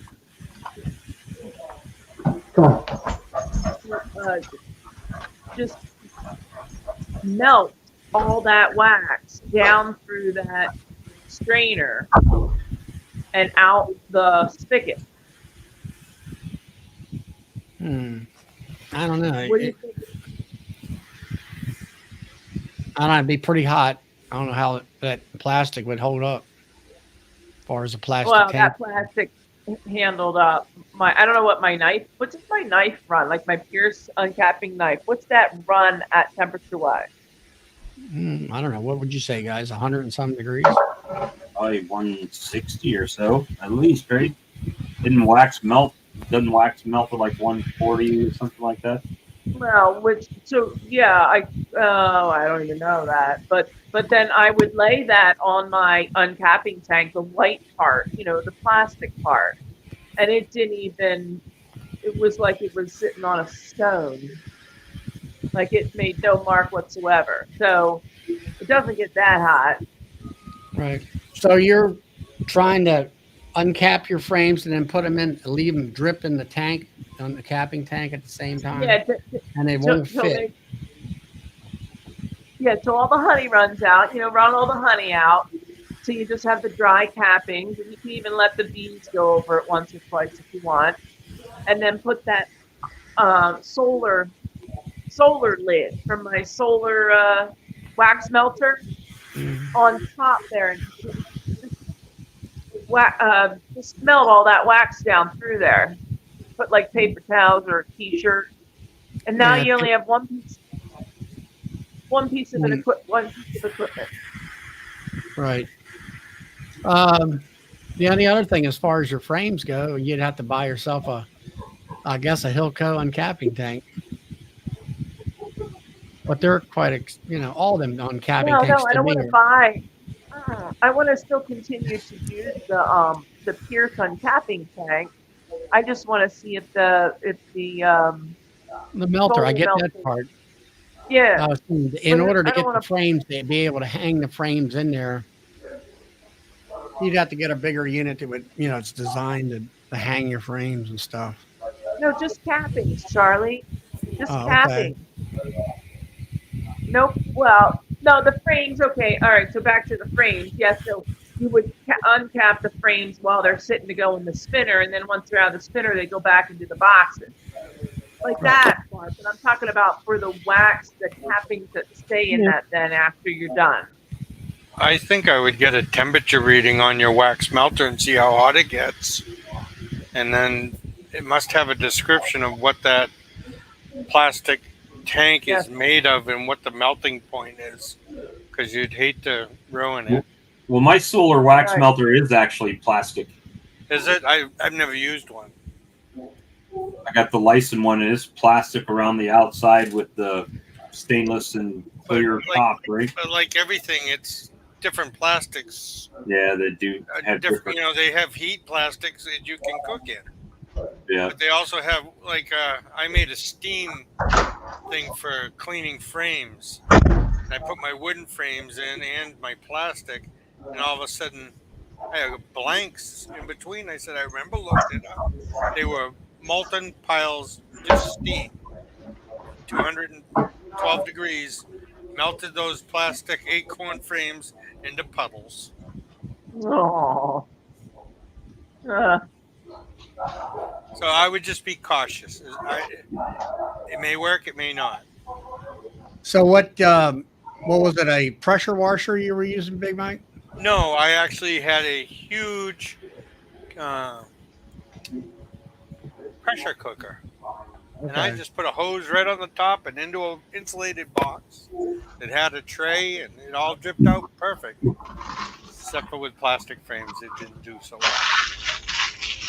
It was one of those winter nights that a great idea came in. I used it for about a great idea came in. That's funny. Yeah, and I used it twice, and it's been covered with crap ever since. I know that when I'm putting new acorn frames in, you got to be very careful. Keep them out of the sun because they'll melt the damn wax off of them and warp the frames and everything else.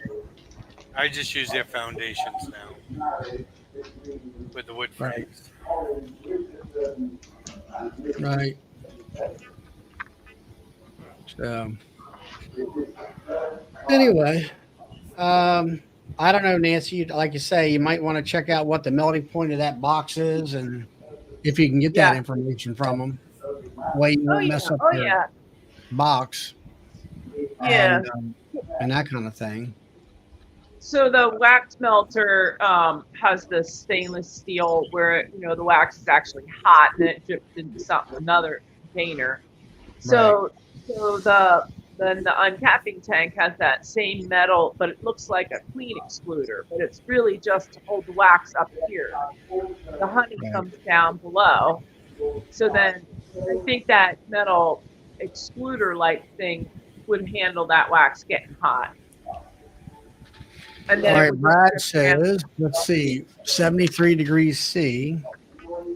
That's 163 degrees.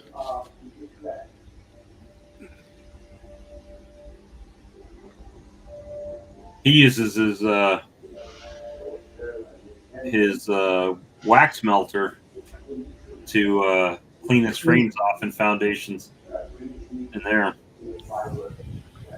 He says it's barely enough to melt off the wax. which is 168 degrees. Right. Yeah. So 168 degrees is in the wax melter from Lyson. No, he's got Right. a different. I'm not sure what brand his is. He's got the one like Ian Stepper has with it. It's a regular stainless steel looking tank and everything, but he puts his frames in there. And I think, does he put water in there, Bob? water and some soda. Yeah, baking Washing, soda. washing soda. Washing soda. And he'll heat it up to 168 degrees Fahrenheit, which will pretty much melt the wax off without damaging the plastic frames. Oh, this is a solar melter. I Yeah. just put it in there. Yeah, I don't know how to. I don't use. I mean, what's a solar melter get the? I don't know. You'd have to. I'm not As sure of what today, the temperature gets to. You have to put a temperature Liquid. gauge It in rolls. there. It runs out. It runs down and into another a vessel there that collects what I put there for it to collect wax. Right. So what temperature? But yeah, it's all stainless steel. So I would have to.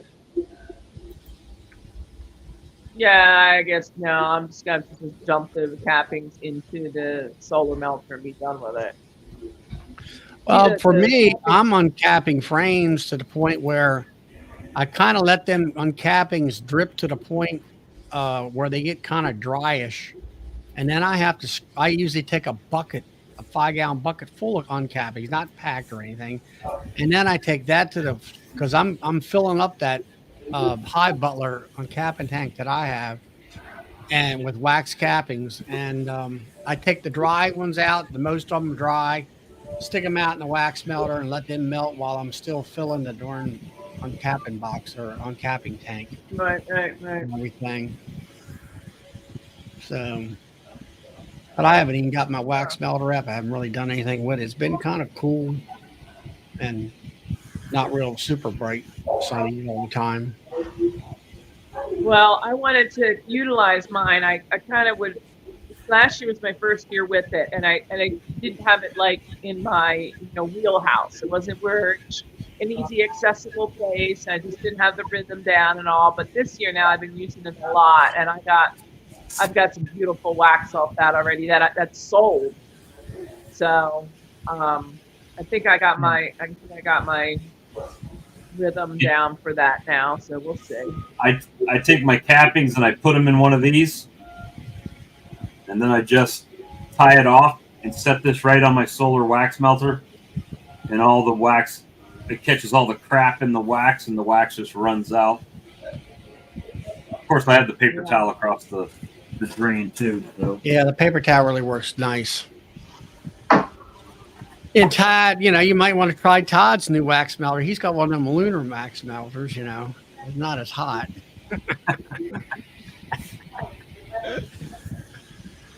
All right, guys. I got unexpected market tomorrow. I didn't know I was going to have. Are you? Have you got into that Philly market that you want to do close to the first of the year? Yes, I did, and that's story for another time. That's story for another time. I'll come on and talk about it. It's nothing.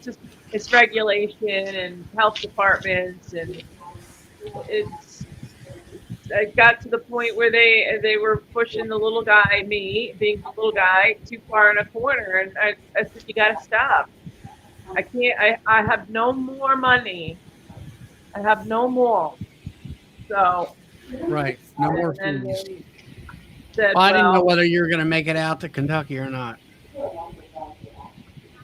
Oh, well, woo, I forgot about that. I thought, I'm just thinking now in the immediate of not having that. But, yeah, I don't know. I hate to say it, but it's the bigger, oh, God. I don't want to say this. The bigger it gets, the smaller it gets. You mean the expo or what? Yeah, it gets less personal the bigger it gets. Yeah. I mean, I still like. I'd rather see it go back to Sevierville. A little more. Yeah. I like that. um, I liked where we could all get together and there's a lot more choices as far as restaurants and things to do other than just the conference and stuff. But yeah, you're right. I agree with you there. Yeah. Yeah. So, I mean, I don't know. Like, maybe if he takes it on the road and he comes up to Philly, like, we got tons of places where he could do a dance with anybody up here and they'd entertain him. So, Boston, I mean, he needs to take it on the road. Yeah, possibly. All right. Well, But anyway, I don't know how we ended up on that subject, but I asked. all right, guys. Mwah. All right. Good to see you, Nancy. Later. Have a good Nice meeting you. You too. Bye-bye. Bye. So, Bob, I bought a couple packs of the Appy tablets from you early spring and put them on my double nukes. They seem to work really well. That's pretty much the same response I'm getting across the board. I really. haven't done a mite test, but boy, they're just flourishing. That's pretty much the same response I've gotten from everyone. It's funny how sometimes there's only one this big left. Some of them have no trace, and then there'll be one or two. The whole tablet's there, right? Yeah, I'm like, I wonder, and I'm wondering if that has something to do with the amount of forager bees, right? I think it's the amount of bees. Some of these were pretty small. Because I know some of them, if they've got a lot of bees bringing in resources, well, they're not going to touch them that much. But if they don't have that many bees out there foraging and they need extra food, they go to them a bit quicker. Now, you sell it by the case also? Yeah, we have them by the case. I've only got 1.5 cases left. I got 13 coming, though. So How many are in a case? 240 tablets. 240? Mm-hmm.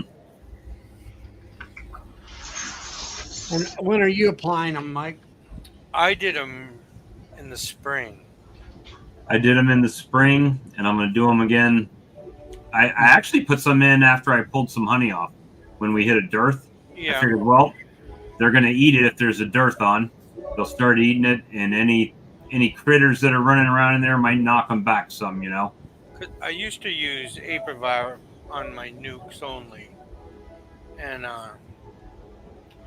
then it gets to the point where you really shouldn't use the comb for anything but brood.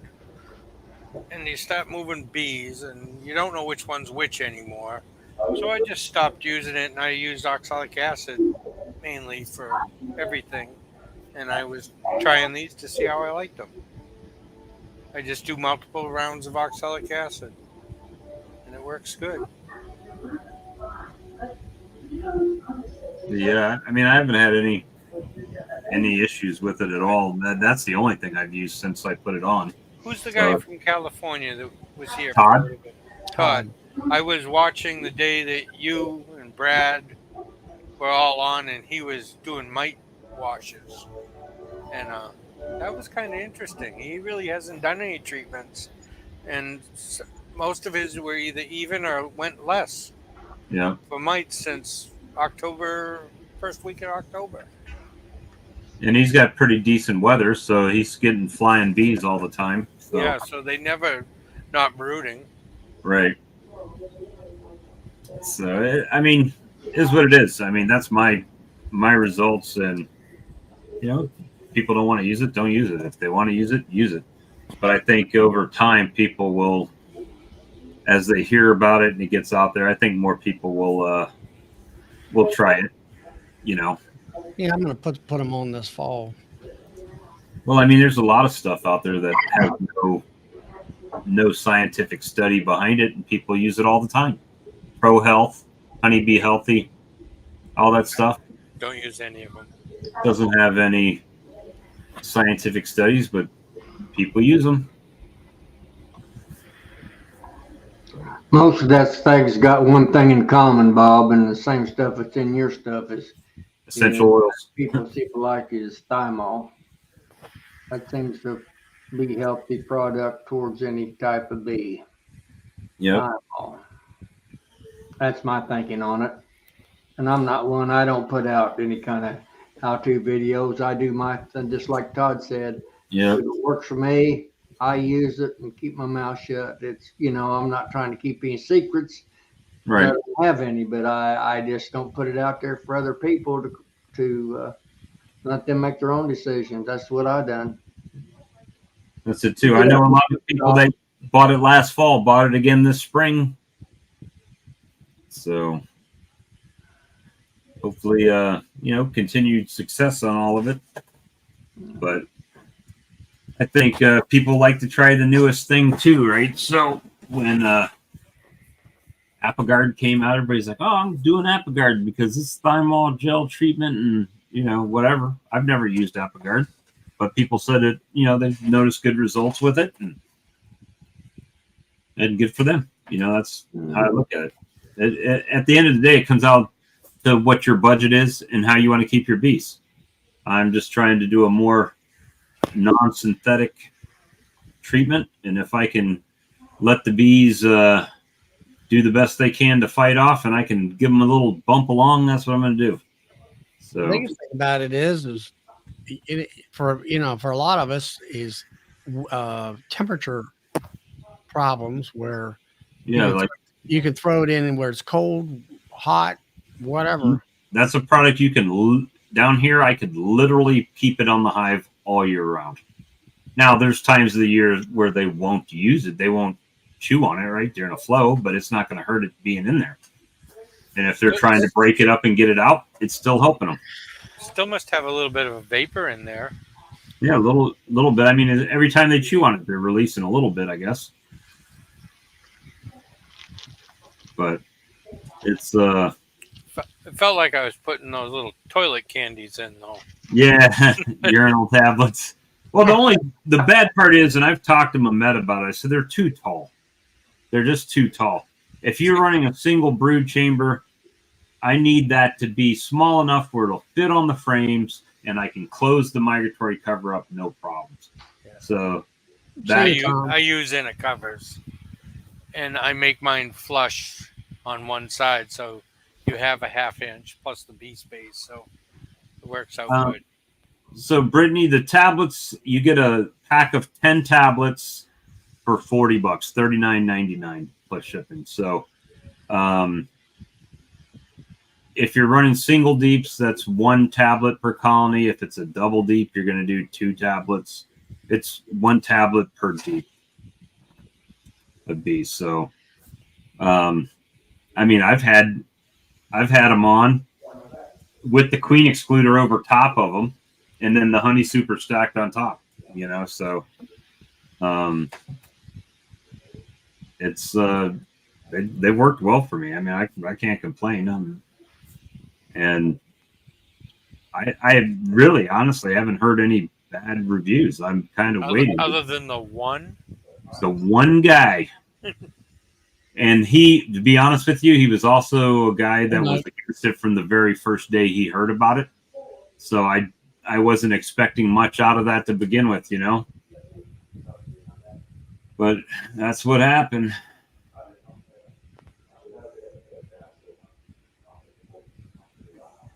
That's what happened. So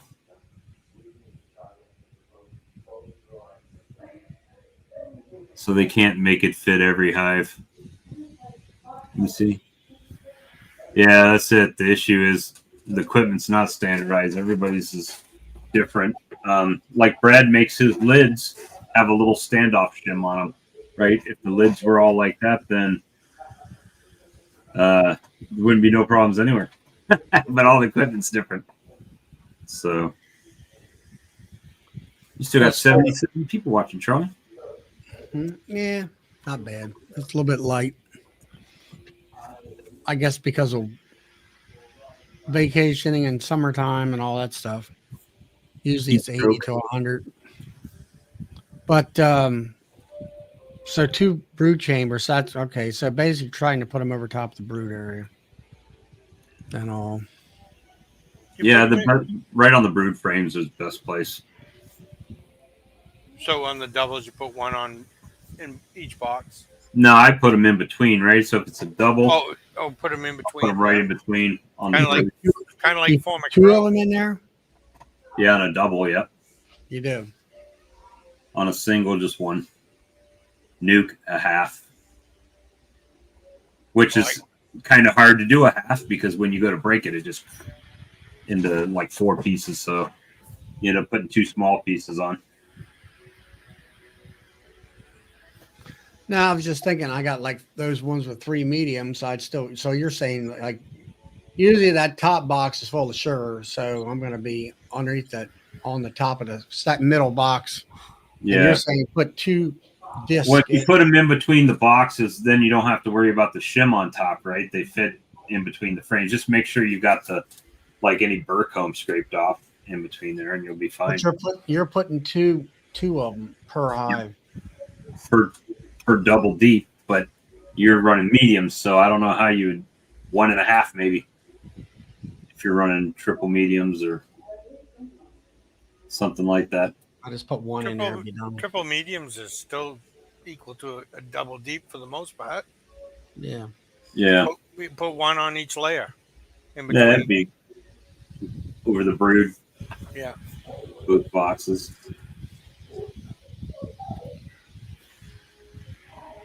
Yeah. Oh man. So how you liking your hive lifter, Charlie? I love it. I bought the other style a couple of years ago. You did you? Yeah. I like it. I used it especially on them where I went and put in 4 or 5 hives that are double deeps. But even on the mediums where I'm picking up 2 to 3 honey supers if I want to get down into the brood chamber area, it saves your back on all that stuff. And I haven't here recently, but I stopped at that guy's store down there in Virginia. He had I think it's 15-inch long hive tool, and for more leverage and stuff. There's Mr. James. He did make it back quicker. You must have been driving really fast. Well, let's just say you got really good highways down here. How's everybody doing? I was listening to some of it coming back there, but it's been a good day. It's been a fun day. But Mike, yeah, I really like it. I'm glad I bought it. Yeah, I got the other one due to the fact that my yards are tight, and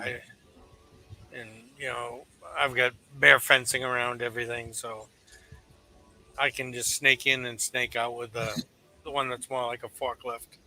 Yeah. I mean, like a dolly. A dolly, yeah. Yeah. B-lift? Yeah. But I had one that was so tall last year that I ended up making a ramp to go up on it so I could pull the honey supers all at once.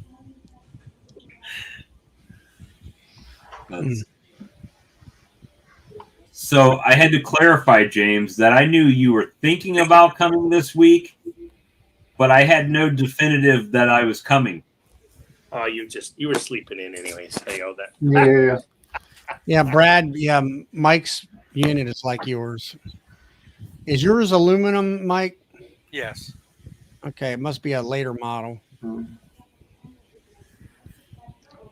He's made every excuse in the book, James, on about you being out there in his yard for 3 hours waiting on him to get out of bed. Let me tell you, I had an absolute blast sitting in his yard. Now, Starbucks twice, down to the local grocery store to get some ice cream and a beer. But I had a blast making shorts in his yard while he was sleeping. I did everything except for, like I was telling him, I was going to drive the vehicle right up to the edge of the house and then lay on the horn. But I wasn't sure he was home even. So I actually contacted Charlie to see how far away he was, because if I didn't see hide or hair or any sign of movement in Bob's house by noon, if Charlie wasn't too far away, I was going to make a longer road trip, but I wouldn't have been back in Atlanta in time to catch my flight. Charlie's like 8 hours away from Bob, so that would have been like 12 hours driving each way. I guess I could have probably did it, but I wouldn't have got any sleep last night or tonight. I think so. Could have slept all the way on the plane. 28 years of training doesn't allow me to sleep on an airplane. Yeah. So, but no, we had fun, and actually, great seeing the architecture and stuff like that around the state building there, and everything too. So, it was a good day, and that's what I prefer to do. I hate going to the tourist traps. I just as soon stay away from the tourist traps and see what the actual town and cities and people and everything are like. That's what I enjoy. So the tourist traps, that's for everybody else, not me. Took them on the car tour, and we got to walk right in the state capitol building, just through one metal detector, and just walk around like tourists inside.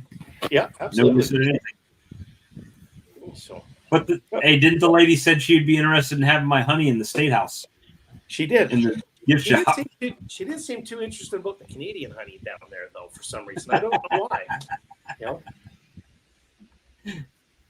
So we'll see if that comes to fruition. But it was good. It was fun.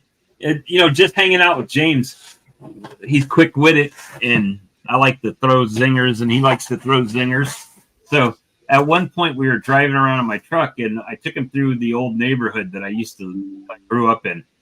And he says, "This is a pretty quiet neighborhood." And I stopped at the stop sign and rolled down the window, and my wife was just going on in the back seat. And I just, I turned, I said, "Yeah, it's pretty quiet except for that old crow I keep hearing." Oh, jeez. No, he said the old crow in the back that you keep. The old crow in the back. That was even worse. I was like, I'm going to be. Well, good thing she didn't hear it right. She didn't pick it up. So I had to repeat it for her, but. Yep. She said, "Well, that wasn't nice."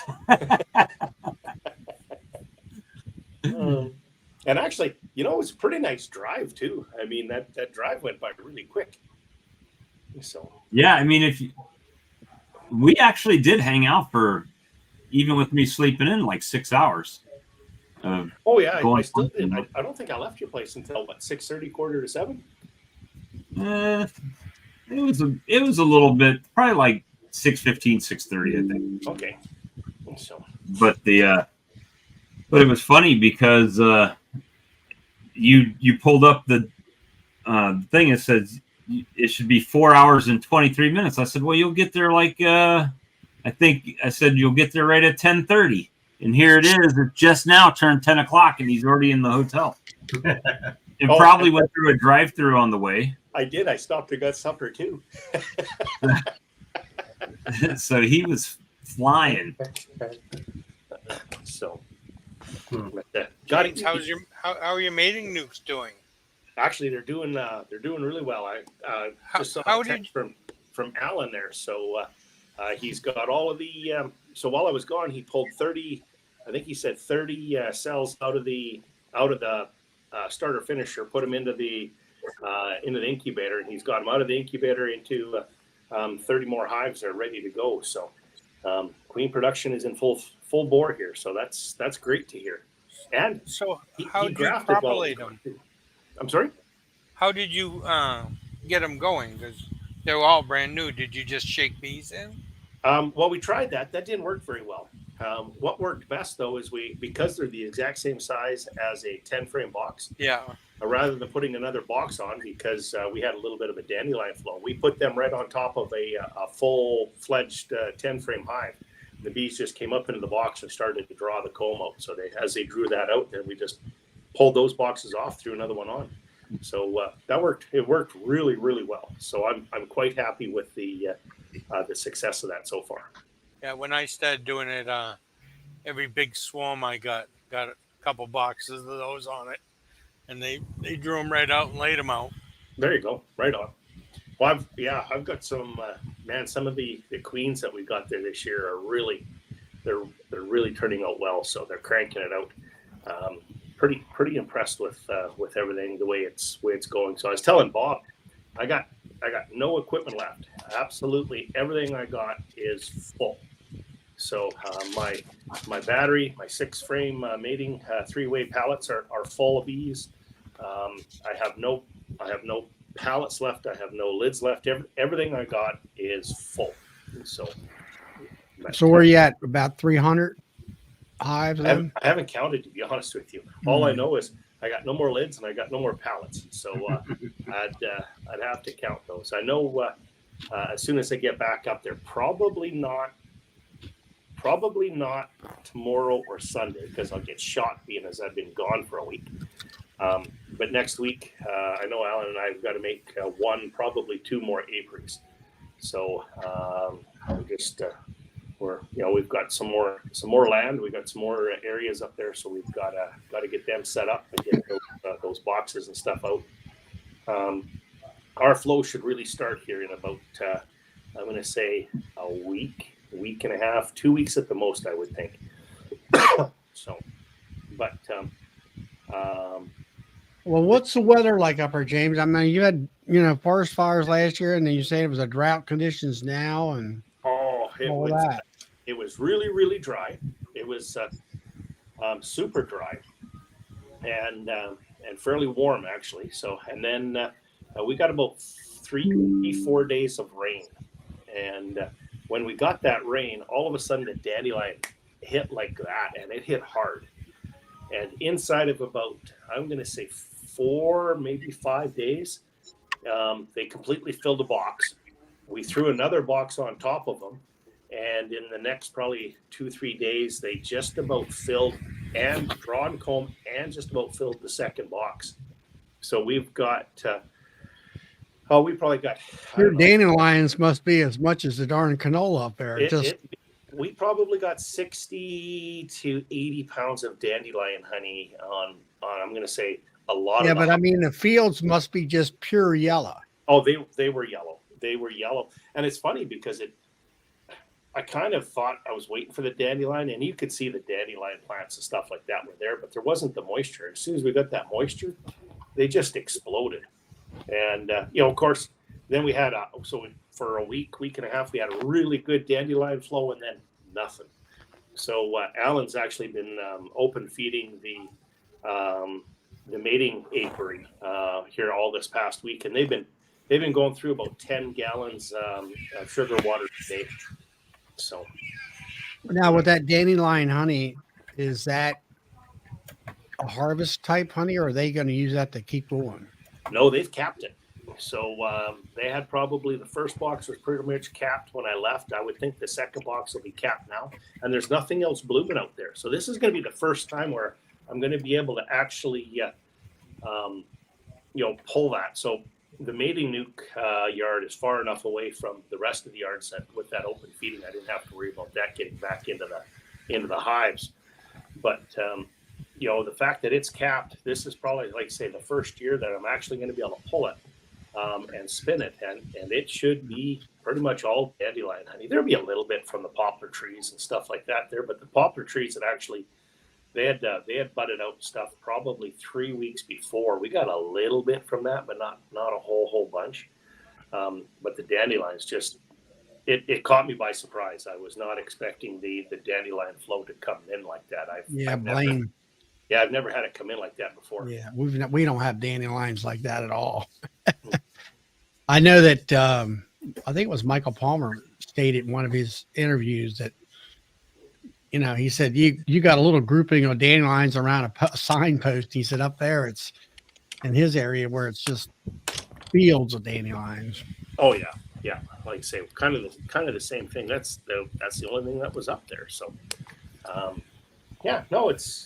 think Another thing of it is you don't have your extractor up and running, do you? What's the report on that? What's our I update still got report of I that? still got that 12 frame, Charlie. I mean, how hard can it be to no? So that we're going to be we've started. So we'll get that together in probably this next week. So. Well, have you been working on as far as like powder coating and getting rid of, putting stainless where it needs to be and that kind of stuff? Everything except for the auger. So the auger, they're giving me a little bit of a hard time. I can't get that one approved. So we're probably going to have to get a new one built. But What's it in there now? it's actually carbon steel, but it's almost like a satin coat. So so we'll have to do some figuring there, but we'll get that too.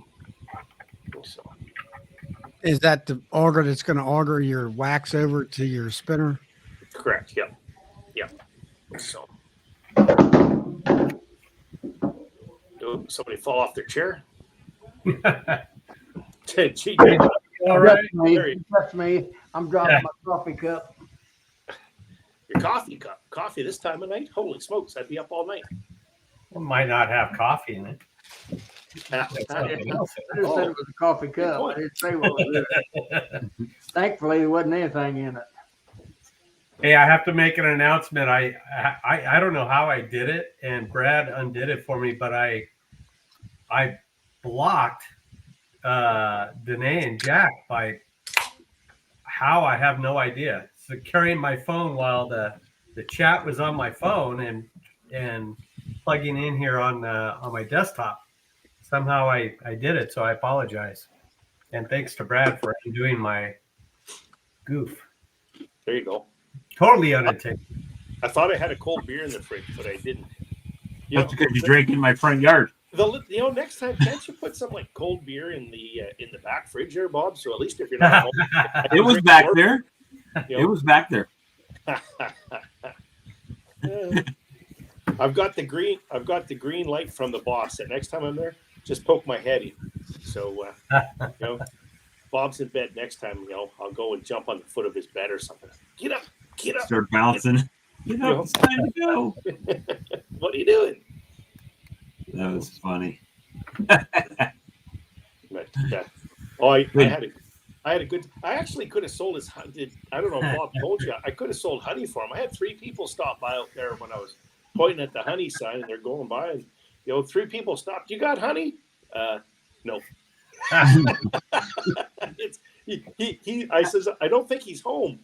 And they kind of looked at me like I was nuts. It's almost like, what are you doing in his yard then? But I flew in from Canada and you left me hanging. So I'm sleeping in my car in the driveway. Yeah, there we go. I'm surprised I could understand you.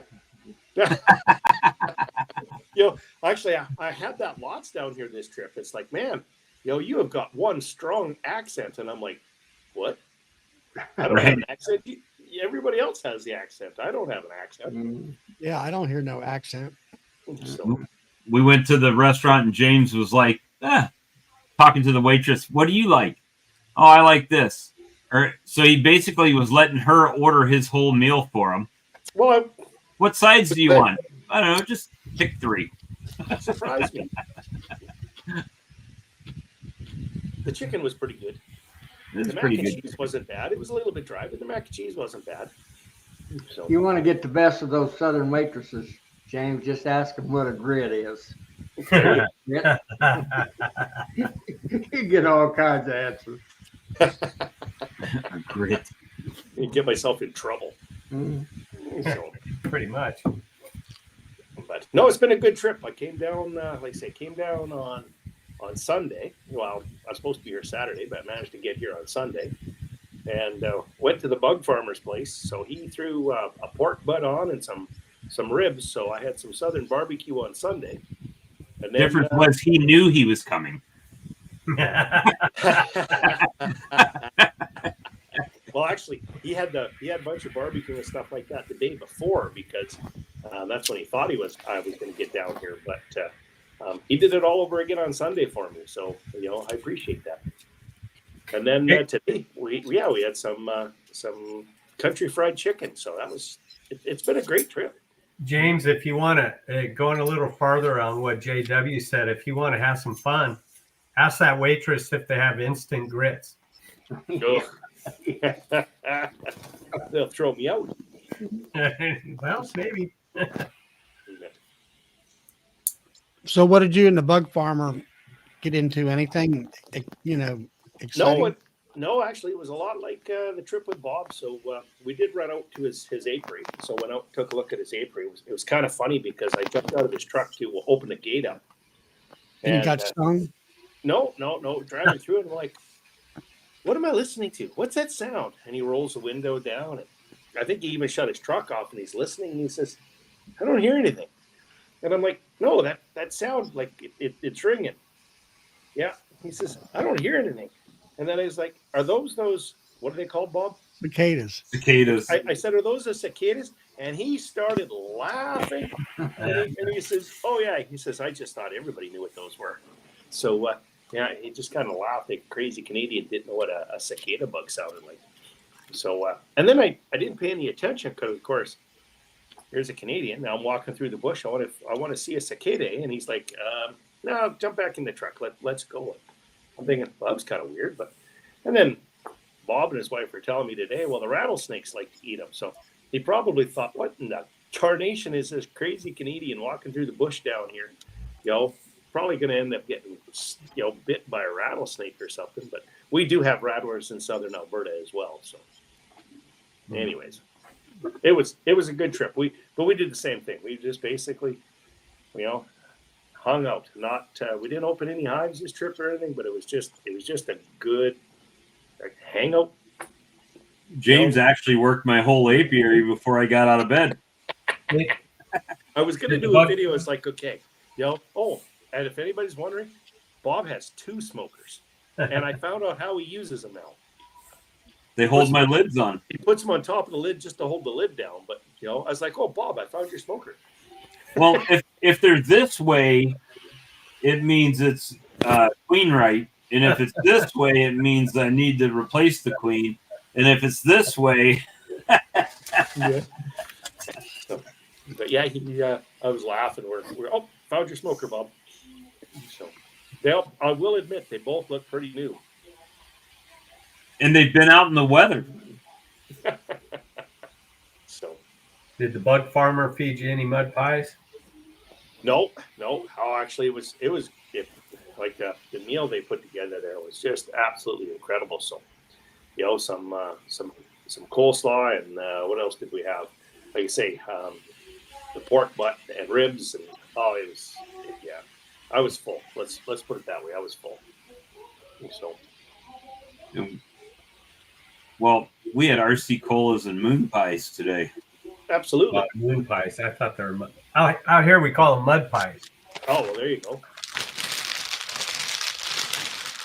But it's when in the South, do as the Southerners, I guess. Well, and that's what I wanted to see. That's why the waitress, I was like, I even told her I was from Canada, and I says, what is it that I have to eat before I go home? So, but I says, feed me that. She probably hasn't got an order like that before.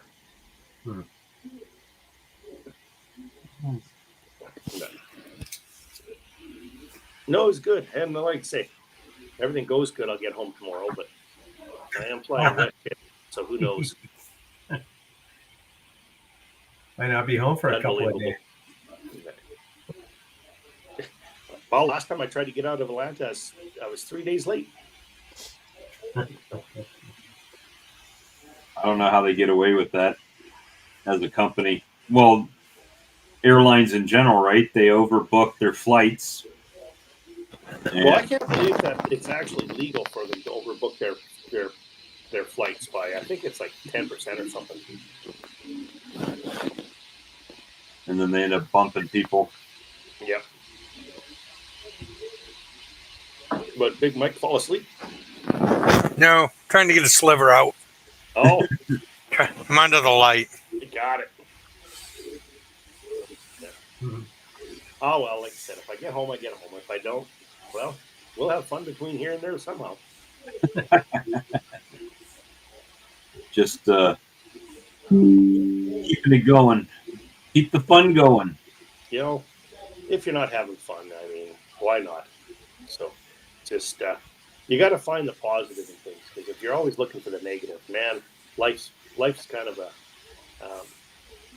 what we figured it out that for me to Brad's house is like 1,700 miles, and it was like 3,700 miles to your place from my place.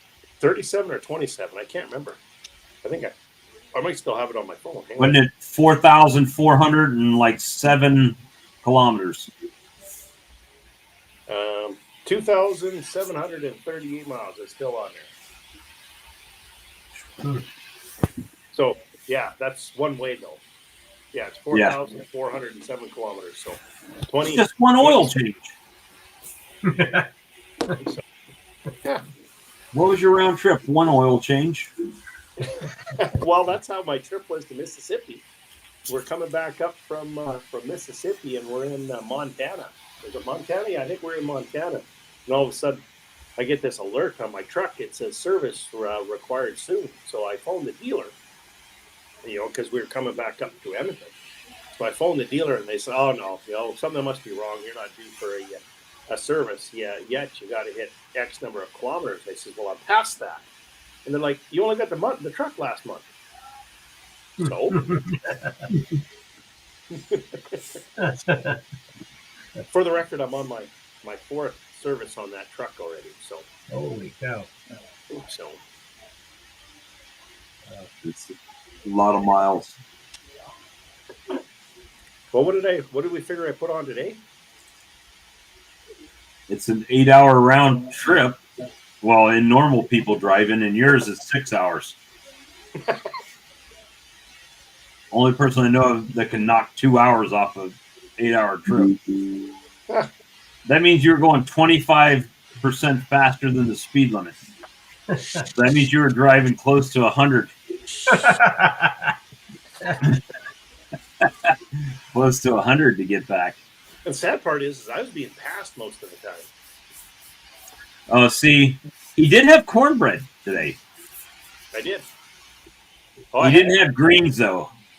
Amy told him about the greens after we ordered for him. Yeah, Amy made sure I had some greens. She was looking out for me. So, and cornbread. Yep, I like cornbread. I like to make my cornbread with a little bit of honey in there. Well, that's the strange part. Everywhere you go, it's, even Starbucks. I went up to Starbucks and ordered a coffee on my way to Bob's. The first time I was at Starbucks, they even asked me, it says, "You're back?" And you get a coffee and you want honey in there. You're like, "Sweetener?" "No, I want honey." They look at you like you're kind of nuts, but. I just need to open a Tim Hortons franchise down here. There you go. Probably do gangbusters business. Yeah. What do you do? The ice cream and beer was pretty good, though, I have to admit. Yeah, combo. He's eating a Oreo cookie sandwich there and drinking a beer, Mick Ultra or something. Yep. So, it was hot. Holy smokes. It was over. Did we break? I know the last time I looked, it was 100 on your Yeah, I think it got to 103 while we were out there today. Hot enough to melt this Canadian. I'm not used to that temperature. It was actually hotter this time than it was last time you were up here. It was, yep. But it didn't feel as hot as last time. I don't know if it was the humidity that was the big change. It felt as hot, trust me. It didn't take me long to find that max air conditioning button on that rental vehicle of mine. Yeah. So, it's a pump it. Yeah, too bad you were so far, Charlie. I would have drove up to see you. Yeah, it'd have been nice. But one more week and we could have went together and towed down a bunch of honey. Oh, one more week. Even if I had another day. Well, 2 days. 1 day up, 1 day back. That would have been easy. It's only 8. What did you say? 8 hours? 8 or 9. 8. Well, Bob took 9 hours, Bob? Yeah, that's because of DC. Damn, Washington, DC. I was going to say Bob drives like an old man. I do. You flew into Baltimore. It'd take you 45 minutes to get here. Oh, well, there you go. Maybe I'll have to see about the conference in Baltimore next year. We got a conference in Baltimore? Well, that's what I'm down here doing this time around. Yeah. So it's with the paper company, right? Yeah, we try to move it around so that it's easier for some of the mills and stuff like that to get to. It'll never be in Canada because we only have the one mill in Canada. But Well, is Spring Grove Paper Company part of your outfit? no. Nope. But, Yeah, I mean, 45 minutes to an hour tops from BWI, Baltimore Washington International Airport. there you go. I don't know whether you would want to go to Baltimore to where you would have a convention there or not, but I don't know if there's any mills close to there. So, I don't. You just I put it don't where the know. old bridge used to be. Huh? You just hold it where the old bridge used to be. No, I don't know. There's no paper mills around here. I would say maybe Virginia might have some paper. Yeah. Let's see. Chesapeake, Virginia would probably have some paper mills in that area. got her. I'm getting all sorts of notifications from my shorts, Bob. People probably think you sleep all day now. It's an anomaly. It's an anomaly. But, I got a couple from touring the capital here too. So it's been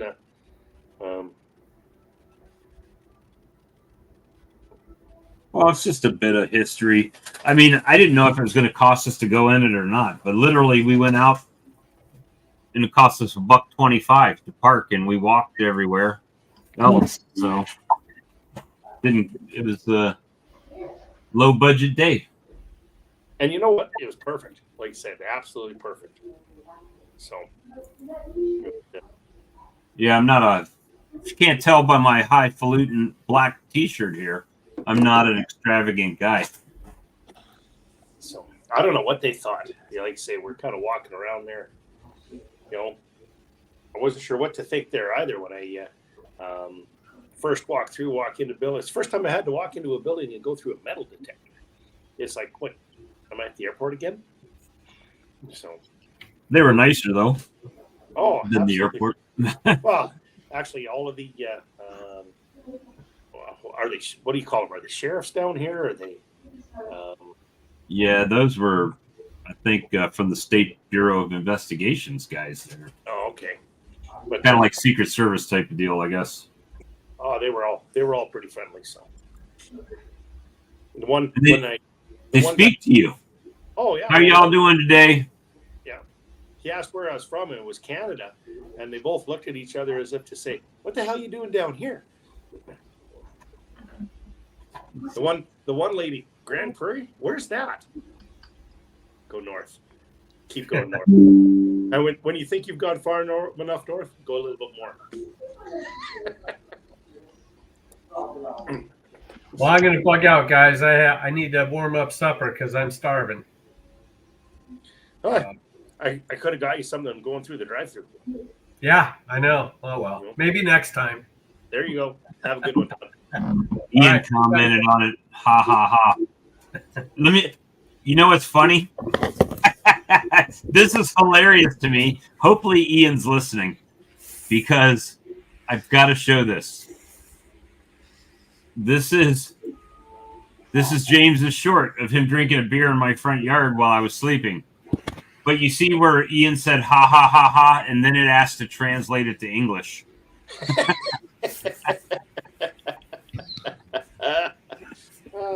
That's priceless. So That was funny. I had a blast.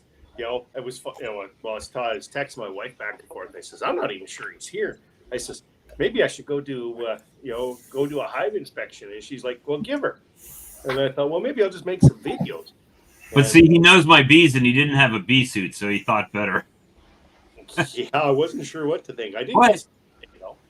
Yeah, so there was a dramatic difference between the bees this year than when you were here last year. Well, when I sat on that chair, pretty much at the same location last year, yeah, I think I got stung once here and once here or something, and I wasn't even out of the vehicle like 5 minutes. So But yeah, it was much different this year. So it's good stuff. Charlie, you working tomorrow? Or are you off tomorrow? Yeah. No, I got to work tomorrow, and I'm actually the only one here tomorrow. So you go to a couple more minutes, or I'm going to shut down. You know what? Huh? One statement at our video didn't make the clip. So James was filming, and he said, "Say hi, Bob." And I said, "Hi, Bob." And that didn't make it. I probably hit 60 seconds first. Yeah, it didn't make the clip.